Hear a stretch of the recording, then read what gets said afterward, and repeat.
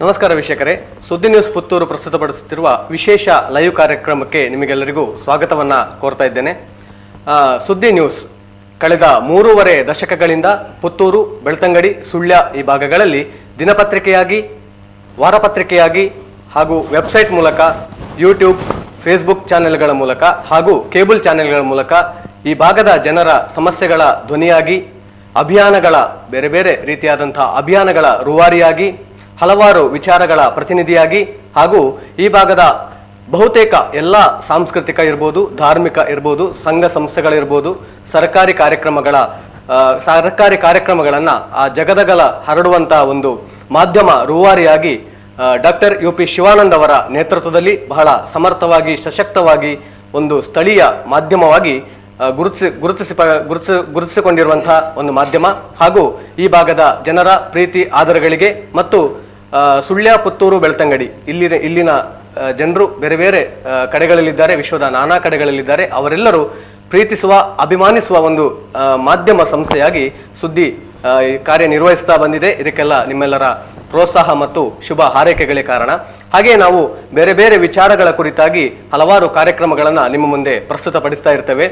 ಆ ಒಂದು ನಮ್ಮ ಪ್ರಯತ್ನದ ಒಂದು ಭಾಗವಾಗಿ ಇವತ್ತು ನಾವೊಂದು ವಿಶೇಷವಾದ ವಿಚಾರದ ಬಗ್ಗೆ ಮಾಹಿತಿಯನ್ನ ನೀಡಲಿಕ್ಕೆ ಈ ಒಂದು ವಿಶೇಷ ಲೈವ್ ಕಾರ್ಯಕ್ರಮವನ್ನ ನಾವಿವತ್ತು ಕೊಡ್ತಾ ಇದ್ದೇವೆ. ಏನು ಅಂತ ಹೇಳಿದ್ರೆ, ನಮ್ಮ ಈ ತುಳುನಾಡು ಅನ್ನುವಂಥದ್ದು ನಿಮಗೆಲ್ಲ ಗೊತ್ತಿರುವ ಹಾಗೆ ಈ ದೇವರುಗಳ ಹಾಗೂ ಧಾರ್ಮಿಕ ವಿಚಾರಗಳನ್ನು ತನ್ನೊಳಗೆ ಅಳವಡಿಸಿಕೊಂಡಿರುವಂತ ಒಂದು ಪರಶುರಾಮ ಸೃಷ್ಟಿಯಾಗಿ ಪ್ರಸಿದ್ಧಿಯನ್ನ ಪಡೆದಿರುವಂಥದ್ದು. ಇಲ್ಲಿ ನಡೆಯುವಂತಹ ದೇವತಾರಾಧನೆಗಳಿರ್ಬೋದು, ದೈವಾರಾಧನೆಗಳಿರ್ಬೋದು, ಇದಕ್ಕೆ ಒಂದೊಂದು ಭಾಗದಲ್ಲಿ ಅದರದ್ದೇ ಆದ ಇತಿಹಾಸ, ಕಾರಣಿಕ ಮತ್ತು ಪ್ರಾಮುಖ್ಯತೆಗಳು ಹೊಂದಿದೆ. ಹಾಗೆ ನಮ್ಮ ಇವತ್ತಿನ ನಾವು ಈ ಲೈವಿನ ವಿಚಾರಕ್ಕೆ ಬರೋದಂತಾದ್ರೆ, ನಮ್ಮ ಕಡಬ ತಾಲೂಕಿನ ಗೋಳಿತೊಟ್ಟಿನಲ್ಲಿ ಒಂದು ವಿಶೇಷವಾದಂತಹ ಒಂದು 7 ದಿನಗಳ ಕಾರ್ಯಕ್ರಮವನ್ನ ಹಮ್ಮಿಕೊಂಡಿದ್ದಾರೆ. ಇದು ಏನು? ಇದೊಂದು ಶ್ರೀಮದ್ ಭಾಗವತ ಸಪ್ತಾಹ ಜ್ಞಾನಯಜ್ಞ ಅಂತ ಹೇಳುವಂತ ಒಂದು ವಿಶೇಷವಾದಂಥ ಕಾರ್ಯಕ್ರಮ. ಬಹುತೇಕ ನಮ್ಮ ಪುತ್ತೂರು, ಸುಳ್ಯ, ಬೆಳ್ತಂಗಡಿ ಈ ಭಾಗಗಳಲ್ಲಿ ಹೋಲಿಸಿದ್ರೆ ಈ ಕಾರ್ಯಕ್ರಮ ನಡೆದಿರುವುದು ಬಹಳ ಅಪರೂಪ. ಎಲ್ಲೋ ಒಂದು 2-3 ಕಡೆಗಳಲ್ಲಿ ಈ ಕಾರ್ಯಕ್ರಮ ನಡೆದಿರುವಂತಹ ಇತಿಹಾಸ ಇದೆ. ಹಾಗಾಗಿ ಇದರ ಬಗ್ಗೆ ಈಗ ಯಕ್ಷಗಾನ ಇರ್ಬೋದು, ಅಥವಾ ದೈವಾರಾಧನೆ ಇರ್ಬೋದು, ಅಥವಾ ಈ ಇನ್ನು ಉಳಿದಂಥ ಬ್ರಹ್ಮಕಲಶೋತ್ಸವ ಇರ್ಬೋದು, ಇದರ ಬಗ್ಗೆ ಜನಸಾಮಾನ್ಯರಿಗೆ ಮಾಹಿತಿ ಇದ್ದೇ ಇರ್ತದೆ. ಯಾಕೆಂತ ಹೇಳಿದ್ರೆ ಆಯಾಯ ಪ್ರದೇಶಗಳಲ್ಲಿ ಪ್ರತಿ ವರ್ಷ ಈ ಕಾರ್ಯಕ್ರಮಗಳು ನಡೀತಾ ಇರ್ತದೆ. ಆದರೆ ನಾವಿವತ್ತು ನಿಮಗೆ ಮಾಹಿತಿ ಕೊಡ್ಲಿಕ್ಕೆ ಹೊರಟಿರುವಂತಹ ಈ ಶ್ರೀಮದ್ ಭಾಗವತ ಸಪ್ತಾಹ ಜ್ಞಾನ ಯಜ್ಞ ಅನ್ನುವಂಥದ್ದು ಬಹಳ ಅಪರೂಪವಾಗಿರುವಂತಹ ಕಾರ್ಯಕ್ರಮ. ಆದರೆ ಅಷ್ಟೇ ಪ್ರಾಮುಖ್ಯತೆಯನ್ನು ಮತ್ತು ಬಹಳ ಪುರಾತನವಾದಂಥ, ಅಂದ್ರೆ ಸಾಧಾರಣವಾಗಿ ದ್ವಾಪರಾಯುಗದಿಂದ ಇದರ ಐತಿಹ್ಯ ಇದೆ ಅನ್ನುವಂಥ ಒಂದು ಮಾಹಿತಿಯನ್ನ ನಮಗೆ ಕೊಟ್ಟಿದ್ದಾರೆ. ಹಾಗೆ ಏನಿದರ ವಿಶೇಷತೆ, ಎಲ್ಲಿ ನಡೀಲಿಕ್ಕಿದೆ ಎಂಬೆಲ್ಲ ವಿಚಾರಗಳನ್ನ ನಾವು ಇವತ್ತಿನ ಈ 1 ಗಂಟೆಯ ಕಾರ್ಯಕ್ರಮದಲ್ಲಿ ನಿಮಗೆ ಸವಿವರವಾದ ಮಾಹಿತಿಯನ್ನ ನಿಮಗೆ ನಾವು ಕೊಡ್ಲಿಕ್ಕಿದ್ದೇವೆ. ಇದಕ್ಕಾಗಿ ನಮ್ಮ ಜೊತೆ ಇವತ್ತು ಈ ಪೆರಣ ಭಂಡಾರ ಮನೆ ಗೋಳಿತೊಟ್ಟು ಇಲ್ಲಿ ನಡೆಯುವಂತಹ ಕಾರ್ಯಕ್ರಮ. ಇದು ನಾಡ್ದು 27 ಇದೇ ಆದಿತ್ಯವಾರದಿಂದ, ಮುಂಬರುವ ಆದಿತ್ಯವಾರದಿಂದ 4ನೇ ತಾರೀಕಿನವರೆಗೆ, ಡಿಸೆಂಬರ್ 4ರವರೆಗೆ ಈ ಕಾರ್ಯಕ್ರಮ ನಿರಂತರವಾಗಿ 7 ದಿನಗಳ ಕಾಲ ನಡೀಲಿಕ್ಕಿದೆ. ಈ ಕಾರ್ಯಕ್ರಮ ಹೇಗೆ ನಡೀತದೆ, ಇದರ ವ್ಯವಸ್ಥೆಗಳು ಹೇಗೆ, ಈ ಜ್ಞಾನಯಜ್ಞದ ಹಿಂದಿರುವಂತಹ ಮಹತ್ವ ಏನು, ಇದರ ಬಗ್ಗೆ ಎಲ್ಲ ನಮಗೆ ಮಾಹಿತಿಯನ್ನು ನೀಡಲಿಕ್ಕೆ 4 ಜನ ಮುಖ್ಯವಾಗಿ ಇವತ್ತು ನಮ್ಮ ಜೊತೆ ಇದ್ದಾರೆ. ಅವರನ್ನು ನಾನು ಈ ಕಾರ್ಯಕ್ರಮಕ್ಕೆ ಸ್ವಾಗತಿಸಿದ್ದೇನೆ. ಅದರಲ್ಲಿ ಮುಖ್ಯವಾಗಿ ಜ್ಞಾನಯಜ್ಞದ ಬಗ್ಗೆ, ಅದರ ಇತಿಹಾಸದ ಬಗ್ಗೆ, ಅದರ ಮಹತ್ವದ ಬಗ್ಗೆ, ಅದರ ಧಾರ್ಮಿಕ ವಿಚಾರಗಳ ಬಗ್ಗೆ ನಮಗೆ ಮಾಹಿತಿ ನೀಡಲಿಕ್ಕಿದ್ದಾರೆ ವೇದಮೂರ್ತಿ ಮುರಳೀಕೃಷ್ಣ ಭಟ್ ಅವರು, ನಂದಗೋಕುಲ ಆಲಂತಾಯದವರು ಇವರು. ಇವರನ್ನು ನಾನು ಈ ಕಾರ್ಯಕ್ರಮಕ್ಕೆ ಆತ್ಮೀಯವಾಗಿ ಸ್ವಾಗತಿಸ್ತಾ ಇದ್ದೇನೆ. ಸ್ವಾಗತ ನಿಮಗೆ. ಹಾಗೆಯೇ ಈ ಪೆರಣ ಭಂಡಾರ ಮನೆ ಇದೊಂದು ಗುತ್ತಿನ ಮನೆ, ಬಹಳ ಪುರಾತನವಾದ ಇತಿಹಾಸವನ್ನು ಹೊಂದಿರುವಂತ ಮನೆ. ಇದರ ಮುಕ್ತೇಶ್ವರಾಗಿರುವಂತ ವಿಶ್ವನಾಥ ಗೌಡ ಪೆರಣ ಅವರು ಇವತ್ತು ನಮ್ಮ ಜೊತೆ ಇದ್ದಾರೆ. ಅವರು ಇಲ್ಲಿಯ ಈ ಮನೆತನದ ಇತಿಹಾಸ, ಇಲ್ಲಿಯ ದೈವದೇವರುಗಳ ಇತಿಹಾಸ ಮತ್ತು ಇಲ್ಲಿಯ ಕಾರಣಿಕದ ನೆಲೆ, ಇದರ ಬಗ್ಗೆ ಎಲ್ಲ ನಮಗೆ ವಿಚಾರಗಳನ್ನ ನಮ್ಮ ಜೊತೆ ಹಂಚಿಕೊಳ್ಳಿಕ್ಕಿದ್ದಾರೆ. ಸರ್, ನಿಮಗೂ ನಾನು ಈ ಕಾರ್ಯಕ್ರಮಕ್ಕೆ ಆತ್ಮೀಯವಾದ ಸ್ವಾಗತವನ್ನ ಬಯಸ್ತಾ ಇದ್ದೇನೆ. ಹಾಗೆ ಈ ಜ್ಞಾನಯಜ್ಞದ 7 ದಿವಸ ನಡೆಯುವಂತಹ ಜ್ಞಾನಯಜ್ಞದ ಒಂದು ಕಮಿಟಿ ಇದೆ. ಇದರ ಅಧ್ಯಕ್ಷರಾಗಿರುವಂತ ಒಡ್ಯಪ್ಪ ಗೌಡ ಪೆರಣ ಇವರು ಇವತ್ತು ನಮ್ಮ ಜೊತೆ ಇದ್ದಾರೆ. ಇವರು ಒಟ್ಟಾರೆ ವ್ಯವಸ್ಥೆಯ ಬಗ್ಗೆ ನಮಗೆ ವಿವರವಾದ ಮಾಹಿತಿಯನ್ನು ನೀಡಲಿಕ್ಕಿದ್ದಾರೆ. ಹಾಗೂ ನಮಗೆ ಇಲ್ಲಿ ಉಂಟಾಗುವಂತಹ ಯಾವುದೇ ರೀತಿಯಾದ ಗೊಂದಲಗಳು ಅಥವಾ ಈ ವ್ಯವಸ್ಥೆ ಯಾವ ರೀತಿ ನಡೀತದೆ ಇದರ ಬಗ್ಗೆ ಎಲ್ಲ ಒಂದು ಅಷ್ಟು ಮಾಹಿತಿಯನ್ನು ನಮಗೆ ನೀಡಲಿಕ್ಕಿದ್ದಾರೆ. ಒಡ್ಯಪ್ಪ ಗೌಡರನ್ನು ಸಮೇತ ನಾನು ಈ ಕಾರ್ಯಕ್ರಮಕ್ಕೆ ಆತ್ಮೀಯವಾಗಿ ಸ್ವಾಗತಿಸ್ತಾ ಇದ್ದೇನೆ. ಹಾಗೆ ಈ ಕಮಿಟಿಯ ಪ್ರಧಾನ ಕಾರ್ಯದರ್ಶಿ ಆಗಿರುವಂತಹ ಜನಾರ್ದನ ಗೌಡ ಬರಮೇಲು ಇವರು ಇವತ್ತು ನಮ್ಮ ಜೊತೆ ಇದ್ದಾರೆ. ಈ ಒಟ್ಟಾರೆ 7 ದಿನಗಳ ಕಾರ್ಯಕ್ರಮದಲ್ಲಿ ಏನೆಲ್ಲ ಕಾರ್ಯಕ್ರಮ ನಡೀತಾ ಇದೆ, ಇದರ ವ್ಯವಸ್ಥೆಗಳು ಹೇಗೆ ಇದಕ್ಕೆ ಅವರು ಪೂರ್ವಭಾವಿ ಸಿದ್ಧತೆಗಳನ್ನೆಲ್ಲ ಮಾಡಿಕೊಂಡಿದ್ದಾರೆ ಅನ್ನೋ ಬಗ್ಗೆ ನಮ್ಮೊಟ್ಟಿಗೆ ಮಾಹಿತಿಯನ್ನು ಹಂಚಿಕೊಳ್ತಾರೆ. ಅವರನ್ನು ನಾನು ಈ ಕಾರ್ಯಕ್ರಮಕ್ಕೆ ಆತ್ಮೀಯವಾಗಿ ಸ್ವಾಗತಿಸ್ತಾ ಇದ್ದೇನೆ. ನಾವೀಗ ನೇರವಾಗಿ ಕಾರ್ಯಕ್ರಮವನ್ನು ಪ್ರಾರಂಭಿಸ್ತಾ ಇದ್ದೇವೆ. ಮೊದಲಿಗೆ ನಾವು ಈ ಪೆರಣ ಭಂಡಾರ ಮನೆ ಗೋಳಿತೊಟ್ಟಿನಲ್ಲಿರುವಂತಹ ಗೋಳಿತೊಟ್ಟು ಅನ್ನುವಂಥದ್ದು ಒಂದು ಗ್ರಾಮೀಣ ಪ್ರದೇಶ. ಬೆಂಗಳೂರು ರಾಷ್ಟ್ರೀಯ ಹೆದ್ದಾರಿಯಿಂದ ಉಪ್ಪಿನಂಗಡಿಯಿಂದ ಸಾಗಿ ಬಂದಾಗ ಗೋಳಿತೊಟ್ಟು ಅನ್ನೋಂಥ ಒಂದು ಪ್ರದೇಶ ಸಿಗ್ತದೆ. ಪ್ರಾಕೃತಿಕವಾಗಿ ಬಹಳ ಸಮೃದ್ಧವಾಗಿರುವಂತಹ ಪ್ರದೇಶ. ಕೃಷಿ ಇಲ್ಲಿನ ಈ ಭಾಗದ ಪ್ರಮುಖವಾದಂತಹ ಒಂದು ಬೆಳೆ. ಇಲ್ಲಿ ಆ ಕೃಷಿಯ ಜೊತೆಗೆ ನಾನಾ ರೀತಿಯಾದಂತಹ ಧಾರ್ಮಿಕ ಮತ್ತು ದೇವರುಗಳಿಗೆ ಸಂಬಂಧಪಟ್ಟ ಕಾರ್ಯಗಳು ಈ ಭಾಗದಲ್ಲಿ ಬಹಳಷ್ಟು ನಡೀತಾ ಇರ್ತದೆ. ಅದರಲ್ಲಿ ಒಂದು ಈ ಪೆರಣೆ ಭಂಡಾರ ಮನೆ ಅನ್ನುವಂಥದ್ದು. ನಮಗೀಗ ಅದರ ಬಗ್ಗೆ ವಿಶ್ವನಾಥ ಗೌಡ ಅವರು ಮಾಹಿತಿಯನ್ನು ನೀಡ್ತಾರೆ. ಸರ್, ಈಗ ಈ ಪೆರಣ ಭಂಡಾರ ಮನೆ ಎಷ್ಟು ವರ್ಷಗಳ ಇತಿಹಾಸ ಇದೆ, ಇಲ್ಲಿರುವ ದೈವಗಳ ಸಾನ್ನಿಧ್ಯ ಯಾವುದೆಲ್ಲ, ಸೊ ಇದರ ಬಗ್ಗೆ ನಮಗೆ ಸ್ವಲ್ಪ ಮಾಹಿತಿಯನ್ನು ಒದಗಿಸಿಕೊಡಿ. ಏನಂತೇಳಿದರೆ, ಪೆರಣ ಭಂಡಾರದ ಮನೆ ಗೋಳಿತೊಟ್ಟು ಇದು ಕಡಬ ತಾಲೂಕಲ್ಲಿ ಇರುವಂಥದ್ದು. ಇನ್ನು ಏನಂತೇಳಿದರೆ, ಇದು ಜೈನರ ಕಾಲದಿಂದ ಆಡಳಿತಕ್ಕೆ ಒಳಪಟ್ಟಂಥ ಒಂದು ಪ್ರದೇಶ ಇದು. ಯಾಕಂತೇಳಿದರೆ, ಜೈನರು ಶಿರಾಡಿ ದೈವ ಬಂದಂಥ ಕಾಲ, ಆ ಶಿರಾಡಿ ದೈವ ಬಂದಂಥ ಕಾಲದಲ್ಲಿ ಈ ಜೈನರಿಗೆ 106 ಎಕರೆ ಭೂಮಿ ಎಲ್ಲ ಇತ್ತು. ಈ ಶಿರಾಡಿ ದೈವ ಆರಾಧನೆಗೋಸ್ಕರ ನಾವು ಗೌಡ ಸಮಾಜದವರನ್ನು ಇಟ್ಕೊಂಡ್ರು. ನಂತರ ಅಲ್ಲೊಂದು ಬ್ರಹ್ಮಚಾಮುಂಡಿ ಅಂತ ಬ್ರಾಹ್ಮಣರು ಆರಾಧನೆ ಮಾಡುವಂಥ ಒಂದು ದೈವ, ಭೂಮಿ ದೈವ ಅಂತ ಹೇಳ್ತಾರೆ. ಅದಕ್ಕೆ ಬ್ರಾಹ್ಮಣರನ್ನು ಆರಾಧನೆಗೆ ಇಟ್ಕೊಂಡ್ರು. ಈಗ ಜೈನರು ಅಲ್ಲಿಂದ ಅವರು ಬಿಟ್ಟು ಹೋದ ನಂತರ ಈ ಭೂಮಿ 2 ಪಾಲಿನ ಭೂಮಿ, ಮತ್ತು ಯಾವುದು, ಒಂದು ಗೌಡ ಸಮಾಜದವರಿಗೆ ಮತ್ತೊಂದು ಬ್ರಾಹ್ಮಣ ಸಮಾಜದವರಿಗೆ ಬಿಟ್ಟುಕೊಟ್ಟು ಹೋದ ನಂತರ ಎಷ್ಟೋ ವರ್ಷ ನಾವು ಮತ್ತು ಬ್ರಾಹ್ಮಣರು ಆ 106 ಎಕರೆ ಭೂಮಿಯನ್ನು ಆಡಳಿತವನ್ನು ನಡೆಸ್ಕೊಂಡು ಬಂದಿದ್ದೆವು. ನಂತರ ಆ ಒಂದು ಶಿರಾಡಿ ದೈವದ ಪ್ರಧಾನವಾಗಿರುವಂಥದ್ದು ಗ್ರಾಮ ದೈವ ಶಿರಾಡಿ. ನಂತರ ಅಷ್ಟೇ ಪ್ರಾಮುಖ್ಯವಾದ ದೈವ ಅಂತೇಳಿದರೆ ಬ್ರಹ್ಮಚಾಮುಂಡಿ. ಅದ ನಂತರ ಅದೇ ನಮ್ಮ ಭೂಮಿಯಲ್ಲಿ ಒಂದು ಬೊಳ್ಳತ್ತಾಯ ಅಂತ ವಿಶೇಷವಾದ ದೈವ, ಅದು ಎಲ್ಲ ಕಡೆ ಇರೋಲ್ಲ, ನಮ್ಮ ಕಡೆ ಇದೆ. ನಂತರ ಒಂದು ಪಿಲಿಚಾಮುಂಡಿ ಅಂತೇಳಿ, ಪಿಲಿಚಾಮುಂಡಿ ಅಂತ ಒಂದು ಪ್ರಧಾನ ಈಶ್ವರನ ವರಬಲದಿಂದ ಸೃಷ್ಟಿಯಾದಂಥ ಆ ದೈವ. ಅದು ನೋಡಿ, ಆ ಪಿಲಿಚಾಮುಂಡಿಂತ ಇಲ್ಲದಂಥ ಗ್ರಾಮವೇ ಇಲ್ಲ ನನ್ನ ಮಟ್ಟಿಗೆ ನೋಡಿದರೆ. ಈಶ್ವರ ದೇವಸ್ಥಾನದ ಹತ್ತಿರ ಪ್ರತಿಯೊಂದು ಕಡೆ ಇದ್ದೇ ಇದೆ. ಪ್ರತಿಯೊಂದು ಗ್ರಾಮದಲ್ಲಿಯೂ ಪಿಲಿಚಾಮುಂಡಿ, ರಕ್ತೇಶ್ವರಿ ಎಂಬುದು ದೈವ, ನಾಗಬನ ಇದೆಲ್ಲ ಇರುವಂಥದ್ದು. ನೋಡಿ, ನಮಗೆ ಮತ್ತೊಂದು ರಕ್ತೇಶ್ವರಿ ಅಂತ ಉಂಟು, ಒಂದು ನಾಗಬನ ಉಂಟು. ನಮಗೆ ಗೌಡ ಸಮಾಜದವರಿಗೆ ಕುಲದೇವರಾಗಿ ಈ ಪೆರಣ ಕುಟುಂಬಸ್ಥರಿಗೆ ಪೆರಣ ಕುದುಕೊಳ್ಳಿ ಅಂತ ಒಂದು ವಿಶೇಷವಾದ 2 ಮನೆಗಳು ನಮ್ಮ ಕುಟುಂಬದ್ದೇ.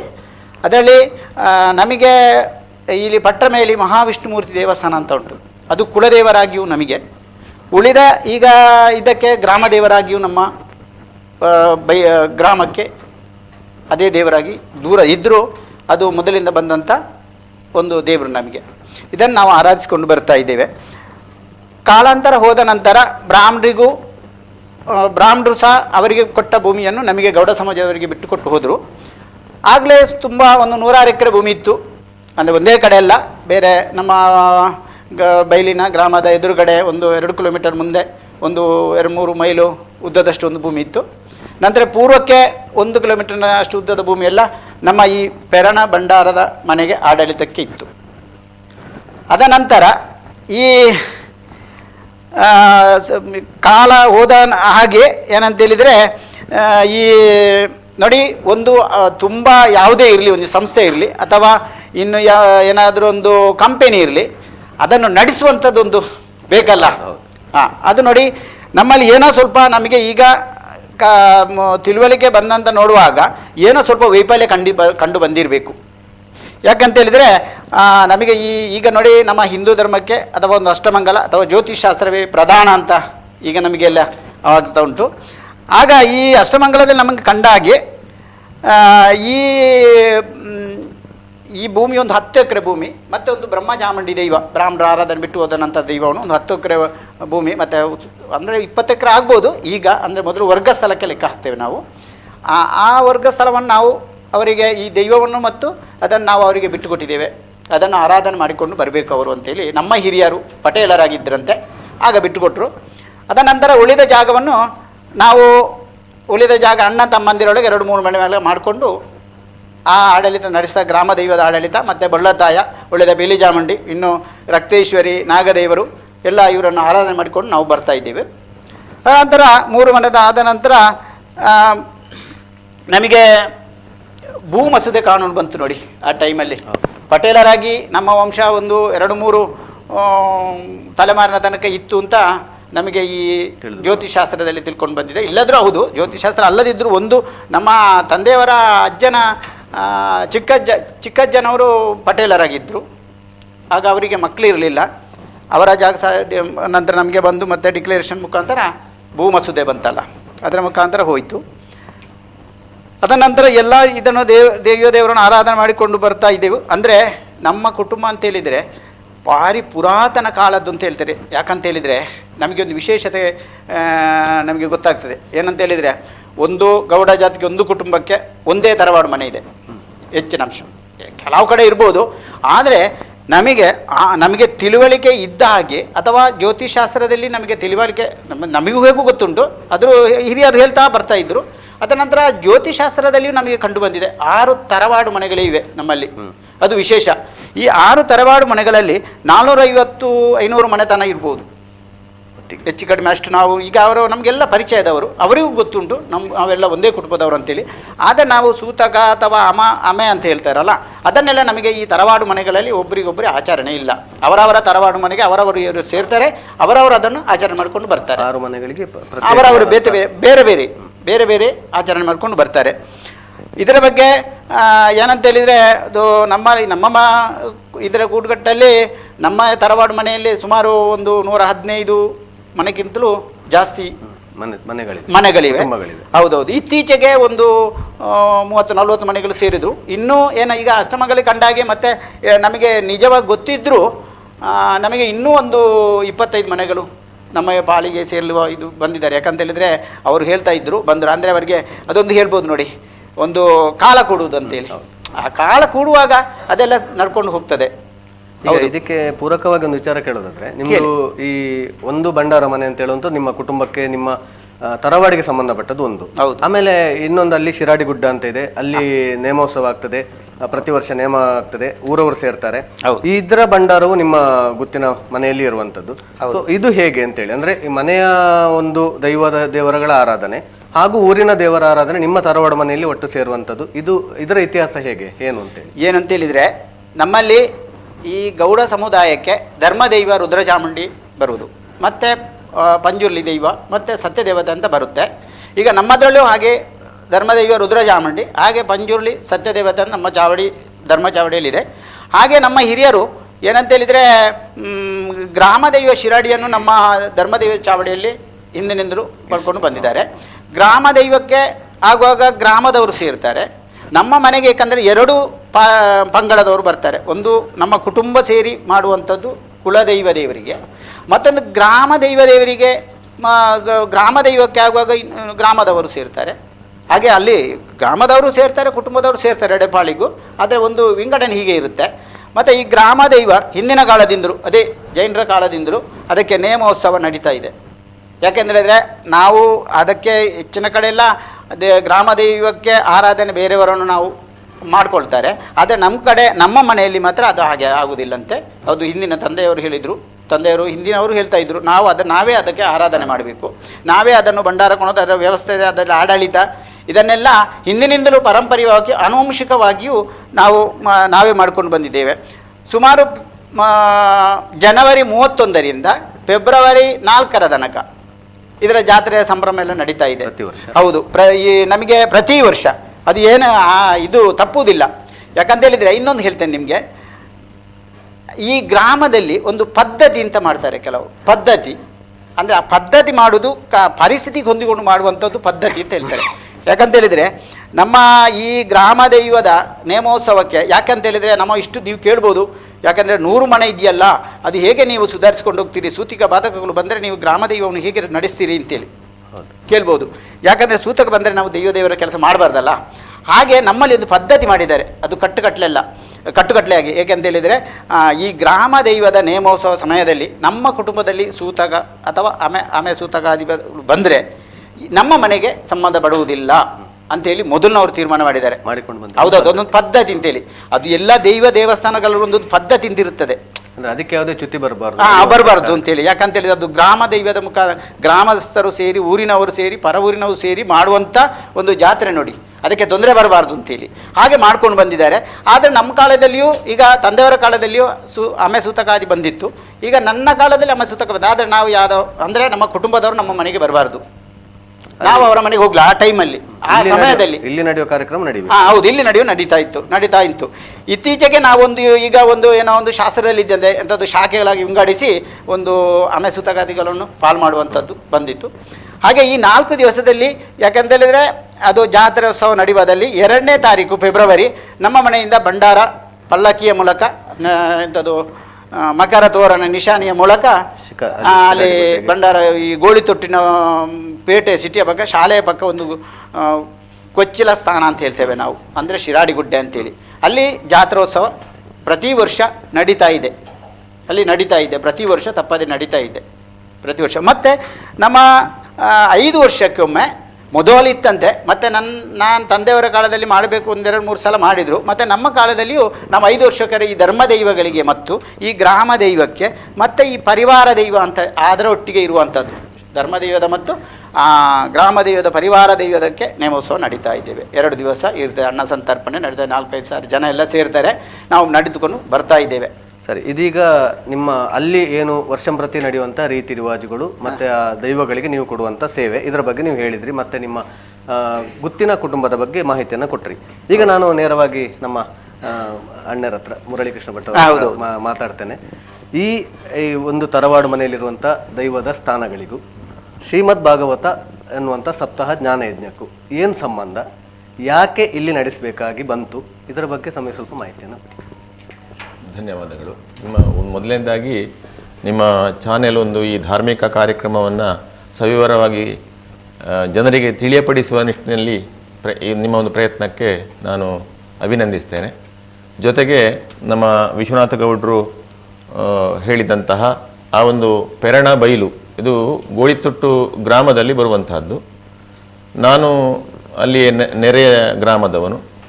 ಇಲ್ಲಿ ದೈವಜ್ಞರ ಪ್ರಶ್ನಾದಿಗಳು ನಡೆದು, ಅಷ್ಟಮಂಗಲಾದಿಗಳು ನಡೆದು, ಅಲ್ಲಿ ಕೆಲವೊಂದಷ್ಟು ಆ ಬೈಲಿಗಿರುವಂತಹ ಶಾಪ ಕೋಪ ಅಥವಾ ಹಿರಿಯರ ತೀರಿ ಹೋದಂಥವರ ಮುಕ್ತಿ ಆಗದೇ ಇರುವಂತಹದ್ದು, ಇಂತಹದರಿಂದಾಗಿ ಬೈಲಿನಲ್ಲಿ ಸುಮಾರು ಮನೆಗಳಿದೆ ಅಂತ ಅವರು ಹೇಳಿದ್ದಾರೆ.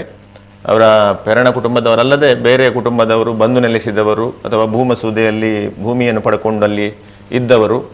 ಆಮೇಲೆ ಸುತ್ತಮುತ್ತಲಿನ ಒಂದು ಬೈಲು ಅಂತ ಹೇಳಿದ ಕೂಡಲೇ ಅದೊಂದು ಗ್ರಾಮ, ಎಲ್ಲ ಗ್ರಾಮಕ್ಕೆ ಇಡೀ ಸಂಬಂಧಿಸ್ತದೆ. ಹಾಗೆ ಇಡೀ ಗ್ರಾಮಕ್ಕೆ ಇರುವಂತಹ ದೋಷ ನಿವಾರಣೆಗೂ ಮತ್ತು ಕಂಡು ಬಂದಂತಹ ಸಮಸ್ತ ಬೈಲಿನ ದೋಷ ನಿವಾರಣೆಗೂ ಅಂತ ಹೇಳಿ ಇವರು ಶ್ರೀಮದ್ ಭಾಗವತ ಸಪ್ತಾಹ ಜ್ಞಾನಯಜ್ಞ ಆಗಬೇಕು ಅಂತ ಪ್ರಾರಂಭ ತೊಡಗಿದರು. ಹಾಗೆ ನಾನು ಕೂಡ ಅದರಲ್ಲಿ ಪಾರಾಯಣಕರ್ತನಾಗಿ ಆಹ್ವಾನಿತ. ಇನ್ನೊಬ್ಬರು ವೇದಮೂರ್ತಿ ಪರ್ಕಜ ಅನಂತನಾರಾಯಣ ಭಟ್ ಅನ್ನುವರು ಪ್ರಧಾನ ಪಾರಾಯಣಕರ್ತರಾಗಿರ್ತಾರೆ.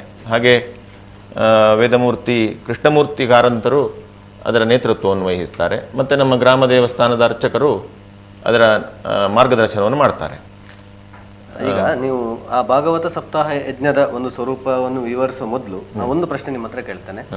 ಸಾಮಾನ್ಯವಾಗಿ ನೀವೀಗ ಹೇಳಿದ್ರಿ ಪ್ರೇತಬಾಧೆ ನಿವೃತ್ತಿ ಇರ್ಬೋದು ಅಥವಾ ಏನಾದ್ರಲ್ಲಿ ಇರುವ ದೋಷಗಳ ನಿವೃತ್ತಿ ಇರ್ಬೋದು. ಇದಕ್ಕೆ ಸಾಮಾನ್ಯವಾಗಿ ನಮ್ಮ ಭಾಗಗಳಲ್ಲಿ ಈ ಅಘೋರ ಹೋಮ, ಸುದರ್ಶನ ಹೋಮದಂತಹ ಕಾರ್ಯಗಳನ್ನ ಮಾಡ್ತಾರೆ. ಇದು ಭಾಗವತ ಸಪ್ತಾಹ ಯಜ್ಞ ಅನ್ನುವಂಥದ್ದು ಅದಕ್ಕಿಂತ ಹೇಗೆ ಭಿನ್ನ ಮತ್ತು ಪರಿಣಾಮಕಾರಿ ಅಂತೇಳಿ ಇದನ್ನು ಹೇಳಿ ನೀವು ಮತ್ತೆ ಅದರ ವಿವರಗಳನ್ನು ನೀವು ಕೊಡ್ಬೋದು. ಆಯಿತು.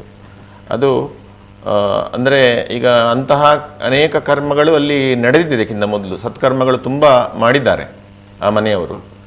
ಆದರೂ ಅಲ್ಲಿ ದೋಷಗಳು ನಿವೃತ್ತಿಯಾಗಿಲ್ಲ ಅಂತ ಆಗುವಾಗ ಅದು ಮಾಡುವ ಸಂದರ್ಭದಲ್ಲೇ ಬಹುಶಃ ಈ ಸಪ್ತಾಹವನ್ನು ಮಾಡಬೇಕು ಅಂತ ಮೊದಲೇ ಸೂಚನೆ ಕೊಟ್ಟಿದ್ದಾರೆ. ಅದನ್ನು ಆರ್ಥಿಕ ಅವಧಾನಾನುಕೂಲತೆಯಿಂದ ಮತ್ತು ಆಗಿನ ಕಾಲದಲ್ಲಿ ಅದನ್ನು ಇಷ್ಟು ಮಾಡಲಿಕ್ಕೆ ಸಾಧ್ಯ ಅಂಥೇಳಿ ಒಂದಷ್ಟು, ಈಗ ಒಂದು ದಿವಸದಲ್ಲಿ ಒಂದು ಭಾಗವನ್ನು ಮಾತ್ರ ಪಾರಾಯಣ ಮಾಡುವಂಥದ್ದು ಅಥವಾ ತದಂಗವಾದ ಕೆಲವು ಹೋಮ ಮಾಡುವಂಥದ್ದೆಲ್ಲ ಮಾಡಿದ್ದಾರೆ.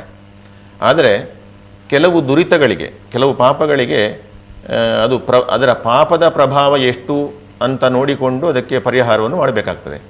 ಹಾಗೆ ಇಲ್ಲಿ ಸಂಭವಿಸಿದಂತಹ ದುರಿತಗಳು ಬಹಳ ಘೋರವಾದ್ದು. ಅದರಿಂದಾಗಿ ಈಗ ಉದಾಹರಣೆಗೆ ಭಾಗವತ ಸಪ್ತಾಹದ ಈ ಒಂದು ಏನು ಅದರಲ್ಲಿ ಮುಖ್ಯವಾಗಿ ಪಾರಾಯಣವನ್ನು ಮಾಡುವಂತಹ ಭಾಗವತ ಪುರಾಣ ಏನಿದೆ, ಅದರ ಮಹಾತ್ಮೆಯಲ್ಲೇ ಬರುವ ಹಾಗೆ ಒಬ್ಬ ದುಂದುಕಾರಿ ಅನ್ನುವಂತಹ ಒಬ್ಬ ಬ್ರಾಹ್ಮಣನ ಮಗ, ಅವನು ಜೀವನದಲ್ಲಿ ಬ್ರಾಹ್ಮಣ್ಯವನ್ನು ಪಾಲಿಸದೆ ಕುಡುಕತನ ಅಥವಾ ಅತ್ಯಾಚಾರ, ಕೊಲೆ, ಸುಲಿಗೆಗಳಿಂದ ಜೀವನ ಮಾಡ್ತಾ ಇದ್ದು ಕೊನೆಗೆ ಅವನು ಸತ್ತ ನಂತರ ಪ್ರೇತಾವಸ್ಥೆಯನ್ನು ಹೊಂದುತ್ತಾನೆ. ಆಗ ಅವನಿಗೆ ಸದ್ಗತಿ ಆಗುವುದಿಲ್ಲ. ಅವನ ಅಣ್ಣ, ಅವನ ತಂದೆಯ ಇಂದ ಒಬ್ಬ ಋಷಿಮುನಿಯ ಪ್ರಸಾದದಿಂದ ಹುಟ್ಟಿದಂತಹ ಗೋಕರ್ಣ ಅಂತ ಹೇಳಿ ಒಬ್ಬ ಅವನ ಅಣ್ಣ, ಅವನು ತುಂಬ ಕಲಿತಂತಹ ವಿದ್ವಾಂಸನಾಗಿರ್ತಾನೆ. ಅವನೊಂದು ದಿವಸ ಬರುವಾಗ ಈ ಪ್ರೇತಾವಸ್ಥೆಯಲ್ಲಿರುವವನು ಅವನನ್ನು ಕೇಳ್ತಾನೆ, ನನಗೆ ಮುಕ್ತಿ ಕೊಡುವ ಹಾಗೆ ಮಾಡು ಅಂತ. ನಾವು ಇದನ್ನು ಮುಂದುವರಿಸ, ಒಂದು ಕರೆ ಇದೆ ಅಂತ ಅವ್ರು ಮಾತಾಡಿಸ್ಕೊಂಡು ನಾವು ಇದನ್ನ. Okay sir. Hello hello sir, ನಮಸ್ತೆ. ನಮಸ್ತೆ. ನಮ್ಮ ಪುರುಷೋತ್ತಮ್ ಕುದಕೋಳಿ ಅಂತ. ಹೇಳಿ ಸರ್. ಈ ಕಾರ್ಯಕ್ರಮದ ಪ್ರಚಾರ ಸಮಿತಿಯ ಸಂಚಾಲಕನೇ ಸರ್. ತುಂಬಾ ಸಂತೋಷ. ಸುದ್ದಿ ಮಾಧ್ಯಮ ಬಹಳ ಒಳ್ಳೆ ರೀತಿಯಲ್ಲಿ ಒಂದು ಲೈವ್ ಕಾರ್ಯಕ್ರಮ ಇಟ್ಟಿದ್ದೀರಾ. ಈ ಕಾರ್ಯಕ್ರಮಕ್ಕೆ ಪ್ರಥಮವಾಗಿ ನಿಮಗೆ ಕೂಡ ಅಭಿನಂದನೆಗಳನ್ನು ಸಲ್ಲಿಸಿದ್ದೇವೆ. ಧನ್ಯವಾದಗಳು ಸರ್. ಹಾಗೆ ಇವತ್ತು ನಮ್ಮ ಸಮಿತಿಯವರು, ಹಾಗೆ ಗುತ್ತಿನ ಮನೆಯ ಅಧ್ಯಕ್ಷರಿದ್ದಾರೆ, ಹಾಗೆ ಈ ಜ್ಞಾನ ಯಜ್ಞದ ಒಂದು ಕೈಂಕರ್ಯವನ್ನು ಹೊತ್ತಿರುವಂತ ಇವರು ಇದ್ದಾರೆ, ಪುರೋಹಿತರು ನಮ್ಮ ಜೊತೆ ಇದ್ದಾರೆ. ಸೊ ಏನು ಈ ಕಾರ್ಯಕ್ರಮದ ಬಗ್ಗೆ ಏನು ಹೇಳಲಿಕ್ಕೆ ಇಷ್ಟಪಡ್ತೀರಿ? ಯಾವ ರೀತಿಯ ಸಹಕಾರವನ್ನು ನೀವು ಬಯಸ್ತೀರಿ? ಒಟ್ಟಾರೆಯಾಗಿ ಇವತ್ತು ಕಾರ್ಯಕ್ರಮ ನಮ್ಮ ಈ ಭಾಗಕ್ಕೆ ಒಂದು ಬ್ರಹ್ಮಕಲಶೋತ್ಸವದ ಒಂದು ವಿಶೇಷತೆ ಇಲ್ಲಿ ಬಂದಿದೆ. ಯಾಕೆಂದ್ರೆ ಜನಗಳು ಇದೇನಪ್ಪ ಕಾರ್ಯಕ್ರಮ ಅಂತ ಕೇಳುವಂತ ನಿರ್ಮಾಣ ಆಗಿದೆ ಇವಾಗ. ಆದ್ರೂ ಜನಗಳು ಅದನ್ನು ಪೂರ್ತಿಯಾಗಿ ಬಂದು ಈ ಒಂದು ಶ್ರೀಮದ್ ಭಾಗವತ ಸಪ್ತಾಹದಲ್ಲಿ ಕಾರ್ಯಕ್ರಮದಲ್ಲಿ ಭಾಗವಹಿಸಿ ದೇವರ ಕೃಪೆಗೆ ಪಾತ್ರರಾಗಬೇಕಂತ ನಾನು ಮೊದಲನಾಗಿ ಅವರಿಗೆ ಭಕ್ತಾದಿಗಳಿಗೆ ಕರೆಯನ್ನು ಕೊಡ್ತಾ ಇದ್ದೇನೆ. ಯಾಕಂದ್ರೆ ಆ ಮತವನ್ನು ಸಿಗದೆ ಯಾರಾದ್ರೂ ಬಾಕಿ ಇದ್ರು ಕೂಡ, ಯಾಕಂದ್ರೆ ಪ್ರಥಮವಾಗಿ ನಮ್ಮ ಪಕ್ಕದ 4 ಗ್ರಾಮಗಳಿಗೆ ನಾವು ಮನೆಗೆ ಹೋಗಿ ಆಮಂತ್ರಣವನ್ನು ಕೊಟ್ಟಿದ್ದೀವಿ. ಇನ್ನು ಮುಂದಕ್ಕೆ ಯಾರಾದ್ರೂ ಈ ಆಮಂತ್ರಣ ಸಿಗದೇ ಇದ್ರು ಕೂಡ ಈ ಲೈವ್ ಮುಖಾಂತರ ಹೇಳ್ತೀನಿ, ಈ ಕಾರ್ಯಕ್ರಮಕ್ಕೆ ಬಂದು ಈ ಶ್ರೀಮದ್ ಭಾಗವತ ಸಪ್ತಾಹದ ಕಾರ್ಯಕ್ರಮದಲ್ಲಿ ಭಾಗವಹಿಸಬೇಕಂತ ನಾನು ಕಳಕಳಿಯಲ್ಲಿ ನಾವು ಬೇಡಿಕೊಳ್ತಿದ್ದೀನಿ ಸರ್. ಖಂಡಿತ ಸರ್, ಖಂಡಿತ. ಅದೇ ನಾವೀಗ ಕಾರ್ಯಕ್ರಮವನ್ನು ಪ್ರಾರಂಭಿಸಿದ್ದೇವೆ. ಇದರ ಬಗ್ಗೆ ಇನ್ನಷ್ಟು ಮಾಹಿತಿಗಳನ್ನು ನಾವು ಈ ಕಾರ್ಯಕ್ರಮದುದ್ದಕ್ಕೂ ಕೊಡ್ತಾ ಇರ್ತೇವೆ. ನೀವು ಅದರಲ್ಲಿ ಭಾಗಿಯಾಗಿ ಅಂತ ನಾವು ಹೇಳ್ತಾ, ಕರೆ ಮಾಡಿದ್ದಕ್ಕಾಗಿ ಧನ್ಯವಾದಗಳು. Thank you sir. ನೀವು ಹೇಳ್ತಾ ಇದ್ದೀರಿ ಹಾಗೆ ಅದಲ್ಲಿ ಪ್ರೇತಾವಸ್ಥೆಯ ನಿವೃತ್ತಿಯಾಗುವುದು ಹೇಗೆ ಅಥವಾ ಅದರಿಂದಾಗಿ ಏನು ಅಂತ ನಾನು ಹೇಳ್ತಾ ಇದ್ದೆ. ಅಂದರೆ ದುಂದುಕಾರಿ ಅನ್ನುವ ಜೀವನದಲ್ಲಿ ಅನಾಚಾರವನ್ನು ಮಾಡಿ ಪ್ರೇತಾವಸ್ಥೆಯನ್ನು ಹೊಂದಿದ. ಆಮೇಲೆ ಗೋಕರ್ಣ ಅನ್ನುವಂತಹ ವಿದ್ವಾಂಸ ಅವನ ಅಣ್ಣನೇ ಆಗಿದ್ದ. ಅವನು ಈ ಸಪ್ತಾಹವನ್ನು ಏರ್ಪಡಿಸಿ, ಅಂದರೆ ಬೇರೆ ಬೇರೆ ಪರಿಹಾರವನ್ನು ಅಲ್ಲಿಯೂ ಕೂಡ ಅದೇ ಕಾಣ್ತದೆ ನಮಗೆ. ಬೇರೆ ಬೇರೆ ಪರಿಹಾರವನ್ನು ಮಾಡಿ ಅವನಿಗೆ ಪಿಂಡ ಪ್ರದಾನ, ತಿಲೋದಕ ಇದನ್ನೆಲ್ಲ ಮಾಡಿಯೂ ಕೂಡ ಅವನಿಗೆ ನಿವೃತ್ತಿ ಆಗಲಿಲ್ಲ ಅಂತ ಅನ್ನುವಾಗ ಅಂತಿಮವಾದ ಪರಿಹಾರ ಏನು ಅಂತ ಅವನಿಗೆ ಗೊತ್ತಾದದ್ದು ಈ ಸಪ್ತಾಹವನ್ನು ಮಾಡಬೇಕು ಅಂತ, ಸಪ್ತಾಹ ಪಾರಾಯಣ ಮತ್ತು ಶ್ರವಣವನ್ನು ಮಾಡಬೇಕು ಅಂತ. ಹಾಗೆ ಮಾಡಿಸಿದಾಗ ಅಲ್ಲೇ ಇದ್ದಂತಹ ಒಂದು ಒಣ ಬಿದಿರಿನ ಒಂದು 7 ಗಂಟು ಇದ್ದಂತಹ ಬಿದಿರಿನ ಕೋಲಿನಲ್ಲಿ ಸೇರಿಕೊಂಡ ದುಂದುಕಾರಿಯ ಪ್ರೇತ ಒಂದೊಂದೇ ದಿವಸದ ಪಾರಾಯಣ ಮುಗಿದ ಹಾಗೆ ಒಂದೊಂದೇ ಗಂಟು ಒಡೆದು ಕೊನೆಯ 7ನೇ ದಿವಸಕ್ಕೆ ಅದರ ಎಲ್ಲ ಗಂಟುಗಳು ಒಡೆದು ಅವನು ಅಲ್ಲಿಂದ ದೇವಲೋಕದಿಂದ ವಿಮಾನ ಬಂದು ಅವನನ್ನು ಕರ್ಕೊಂಡು ಹೋಯಿತು, ಅವನಿಗೆ ಮೋಕ್ಷ ಆಯಿತು ಅಂತ ಹೇಳಿ ಮಹಾತ್ಮೆಯ ಒಂದು ಕಥೆ ಬರ್ತದೆ. ಹಾಗೆ ತುಂಬ ಕಥೆಗಳು ಉಂಟು. ಮುಖ್ಯವಾಗಿ ವೇದವ್ಯಾಸರು ರಚನೆ ಮಾಡಿದಂತಹ 18 ಪುರಾಣಗಳಲ್ಲಿ ಈ ಭಾಗವತ ಅನ್ನುವಂತಹದ್ದು ಪೂರ್ತಿಯಾಗಿ ಮಹಾವಿಷ್ಣುವಿನ, ಅಂದರೆ ಭಗವಂತನ, ಮಹಾವಿಷ್ಣು ಅಂತ ಹೇಳಿದರೆ ನಾವು ಬ್ರಹ್ಮ ವಿಷ್ಣು ಮಹೇಶ್ವರ ಅನ್ನುವ ತ್ರಿಮೂರ್ತಿಯಲ್ಲಿ ಒಬ್ಬ ವಿಷ್ಣುವನ್ನು ನಾವು ಪಾಲನಕರ್ತ ಅಂತ ಹೇಳ್ತೇವೆ. ಈ ಪಾಲನಕರ್ತನ ಸ್ವರೂಪದಲ್ಲಿ ಇದ್ದುಕೊಂಡೇ ಅದು ಪೂರ್ಣವಾದ ಒಂದು ಪರಬ್ರಹ್ಮನ ಒಂದು 3 ಮೂರ್ತಿಗಳವು, ಅವು ಅವನಿಂದ ಪರಬ್ರಹ್ಮನಿಂದ ಹುಟ್ಟಿದ್ದು ಅಂತ. ಈಗ ಇಲ್ಲಿ ಭಾಗವತ ಅಂತ ಹೇಳುವಾಗ ಪೂರ್ಣವಾಗಿ ಜಗತ್ತನ್ನು ವ್ಯಾಪಿಸಿದ ಪರಬ್ರಹ್ಮನನ್ನು ಹೇಳ್ತಾರೆ. ಅವನನ್ನೇ ವಾಸುದೇವ ಅಂತಲೂ, ಅವನನ್ನೇ ಕೃಷ್ಣ ಅಂತಲೂ, ಅಥವಾ ಅವನೇ ಬೇರೆ ಬೇರೆ ಅಂಶಾವತಾರದಲ್ಲಿಯೂ ಪೂರ್ಣಾವತಾರದಲ್ಲಿಯೂ ಬಂದ ಅನ್ನುವಂತಹ ಏನೇನು 10 ಅವತಾರಗಳ ಕಥೆ ಉಂಟು. ಅದೇ ರೀತಿ ಅದರ ಮಧ್ಯದಲ್ಲಿ ಬಂದಂತಹ ದತ್ತಾತ್ರೇಯ, ಕಪಿಲ ಇತ್ಯಾದಿ ಉಪ ಅವತಾರಗಳೇನುಂಟು, ಆ ಎಲ್ಲ ಕಥೆಯನ್ನು ಕೂಡ ಭೂಮಿಯ ಸೃಷ್ಟಿ ಹೇಗಾಯಿತು, ಬ್ರಹ್ಮನಿಂದ ಸೃಷ್ಟಿ ಹೇಗಾಯಿತು ಅನ್ನುವುದರಿಂದ ಹಿಡಿದು ಕೊನೆಯ ಕಲ್ಕಿ ಬುದ್ಧ ಅವತಾರಗಳಲ್ಲಿ ಏನಾಗ್ತದೆ ಅನ್ನುವ ಅಲ್ಲಿಯವರೆಗಿನ ವಿವರಣೆ ಇರುವಂತಹದ್ದೇ ಭಾಗವತ ಪುರಾಣದಲ್ಲಿ. ಇದನ್ನು 4 ವೇದವನ್ನು ಕೂಡ ಒಂದೊಂದು ಮಂತ್ರಗಳಿಗೆ ಇರುವಂತಹ ಸ್ವರೂಪವನ್ನು ಅವಲೋಕಿಸಿಕೊಂಡು ಇದು ಋಗ್ವೇದ, ಇದು ಯಜುರ್ವೇದ, ಇದು ಸಾಮವೇದ ಅಂತ ವೇದ ವಿಭಾಗ ಮಾಡಿದಂತಹ ವೇದವ್ಯಾಸರು ಅನೇಕ ಪುರಾಣಗಳನ್ನೆಲ್ಲವನ್ನು ರಚನೆ ಮಾಡಿ ಕೊನೆಯಲ್ಲಿ ನನಗೆ ತೃಪ್ತಿ ಆಗಲಿಲ್ಲ, ನಾನು ಮಾಡಿದಂತಹ ಈ ಕೆಲಸದಿಂದ ತೃಪ್ತಿ ಆಗಲಿಲ್ಲ ಅಂತ ಅನ್ನುವ ಸಂದರ್ಭದಲ್ಲಿ ಅವರ ವಿಷಾದಕ್ಕೆ ಕಾರಣವನ್ನು ನಾರದರು ಬಂದು ಕೇಳ್ತಾರೆ. ನಾರದರು ಕೇಳಿ ಆಮೇಲೆ ನೀನು ಭಗವಂತನ ಗುಣಕೀರ್ತನೆಯನ್ನು ಮಾಡುವಂತಹ ಯಾವುದಾದ್ರೂ ಒಂದು ಕೃತಿಯನ್ನು ರಚನೆ ಮಾಡು, ಆಗ ನಿನಗೆ ತೃಪ್ತಿ ಆಗ್ತದೆ ಅಂತ ಅವರು ಸಲಹೆ ಕೊಡ್ತಾರೆ. ಹಾಗೆ ನಾರದರ ಮುಖೇನವೇ ಬ್ರಹ್ಮನಿಂದಲೇ ಬಂದಂತಹ ಚತುಶ್ಲೋಕಿ ಭಾಗವತ ಅಂತ ಮೂಲ ಇದಕ್ಕೆ. 4 ಶ್ಲೋಕದಲ್ಲಿ ಭಗವಂತನ ಮಹಿಮೆಯನ್ನು ವರ್ಣನೆ ಮಾಡಿದಂತಹದ್ದು. ಅದನ್ನು ಹೇಳಿ ಅದರ ಆಧಾರದಲ್ಲಿ ಪೂರ್ತಿಯಾಗಿ ಭಗವಂತನ ವರ್ಣನೆಯನ್ನು ಕಾವ್ಯಮಯವಾಗಿ ಗದ್ಯಮಯವಾಗಿ ಮತ್ತು ಎಲ್ಲ ಅವತಾರಗಳ ವರ್ಣನೆಯನ್ನು ಪಂಡಿತರಿಂದ ಹಿಡಿದು ಪಾಮರರವರೆಗೆ ಅದು ರಸವತ್ತಾಗಿ ಸಿಗುವ ಹಾಗೆ ರಚನೆ ಮಾಡಿದಂತಹ ಗ್ರಂಥ ಅಂತ ಈ ಪುರಾಣದ ಮಹಾತ್ಮೆಯನ್ನು ಮತ್ತು ಇದರ ಹಿನ್ನೆಲೆಯನ್ನು ಹೇಳ್ತಾರೆ. ಹಾಗಾಗಿ ಇದು ಪೂರ್ಣವಾಗಿ ಭಗವಂತನ ಒಂದು ಸ್ವರೂಪ ಇಲ್ಲಿ ಇದೆ ಅಂತ ಹೇಳ್ಬೋದು. ಯಾಕೆಂತಂದರೆ ಉದ್ಧವ ಕೃಷ್ಣಾವತಾರದ ಕೊನೆಯಲ್ಲಿ ಕೃಷ್ಣನ ಹತ್ರ ಕೇಳ್ತಾನೆ, ನೀನು ಈ ಅವತಾರವನ್ನು ಅವಸಾನ ಮಾಡಿದವಂತ ನಾನು ನಿನ್ನನ್ನು ಎಲ್ಲಿ ಕಾಣಬೇಕು ಅಂತ, ಅಥವಾ ಕಲಿಯುಗದ ಭಕ್ತರು ಎಲ್ಲಿ ಕಾಣಬೇಕು ಅಂತ. ಆಗ ಭಾಗವತ ಅನ್ನುವಂತಹ ಕಥಾರೂಪದಲ್ಲಿ ನಾನಿರ್ತೇನೆ, ಅಲ್ಲೇ ನನ್ನನ್ನು ಕಾಣಬೇಕು ಅಂತ, ಅಲ್ಲೇ ನನ್ನನ್ನು ಕಂಡುಕೊಳ್ಳಿ, ಅಲ್ಲೇ ನನ್ನ ವರ್ಣನೆಯನ್ನು ಕೀರ್ತನೆಯನ್ನು ಮಾಡಿಕೊಳ್ಳಿ ಅಂತ ಕೃಷ್ಣ ಅಪ್ಪಣೆ ಕೊಡ್ತಾನೆ. ಆ ಪ್ರಕಾರವಾಗಿ ಭಾಗವತ ಅನ್ನುವಂಥದ್ದು ಶ್ರೀಕೃಷ್ಣ ಅದರ ಅಧಿದೇವತೆ. ಹಾಗೆ ಭಗವಂತನ ಸರ್ವಾವತಾರಗಳಿರುವಂತಹ ಅದು ಶ್ರೀಕೃಷ್ಣ ಪ್ರತ್ಯಕ್ಷ ಕೃಷ್ಣ ಏವಹಿ ಅಂತ ಹೇಳ್ತಾರೆ. ಪ್ರತ್ಯಕ್ಷವಾಗಿ ಕೃಷ್ಣನೇ ಭಾಗವತ ಅಂತ ಹೇಳ್ತಾರೆ. ಹಾಗಾಗಿ ಈ ಒಂದು ಜ್ಞಾನಯಜ್ಞವನ್ನು ಇಲ್ಲಿ ಅವರ ಆ ಬೈಲಿನ ಮತ್ತು ಗ್ರಾಮದ ಊರಿನ ಸಮಸ್ತ ದೋಷ ನಿವೃತ್ತಿಗೆ, ಜನರ ಕಲ್ಯಾಣಕ್ಕಾಗಿ, ಮತ್ತು ಲೋಕದಲ್ಲಿ ಕಾಲಕಾಲಕ್ಕೆ ಮಳೆ ಬೆಳೆ ಇತ್ಯಾದಿ ಎಲ್ಲ ಆಗುವಂತಹದ್ದು ಸದ್ಧರ್ಮಾಚರಣೆ ನಡೀತಾ ಇದ್ದರೆ ಅಂತ ನಮ್ಮ ಶಾಸ್ತ್ರ ಪುರಾಣಗಳೆಲ್ಲವೂ ಕೂಡ ಸಾರಿವೆ. ಆ ಪ್ರಕಾರ ಅದನ್ನು ನಡೆಸ್ತಾ ಇದ್ದರೆ, ಅಂದರೆ ವೇದವ್ಯಾಸರೇ ಹೇಳ್ತಾರೆ, ಧರ್ಮಾದರ್ಥಶ್ಚ ಕಾಮಶ್ಚ, ಧರ್ಮದಿಂದಲೇ ಅರ್ಥ ಮತ್ತು ಕಾಮ, ಅದನ್ನು ಯಾಕೆ ಸೇವನೆ ಮಾಡುವುದಿಲ್ಲ, ಅಂದರೆ ಧರ್ಮಾಧಾರಿತವಾಗಿ ಬದುಕನ್ನು ಯಾಕೆ ಬದುಕುವುದಿಲ್ಲ ಅಂತ ವೇದವ್ಯಾಸರು ಕೇಳ್ತಾರೆ. ಅದೆಲ್ಲವೂ ಕೂಡ ಈ ಕಲಿಯುಗದಲ್ಲಿ ಅನ್ಯಾಯ ಅನಾಚಾರಗಳು ಹೆಚ್ಚಾದ ಕಾಲದಲ್ಲಿ ಬಂದಂತಹ ವಿಷಯ. ಆಗ ಅದನ್ನೆಲ್ಲ ಶಮನ ಮಾಡಲಿಕ್ಕೆ ಇಂತಹ ಒಂದು ಆಧ್ಯಾತ್ಮಿಕವಾದಂತಹ ಒಂದು ವಾತಾವರಣ ನಿರ್ಮಾಣ ಆಗಬೇಕು.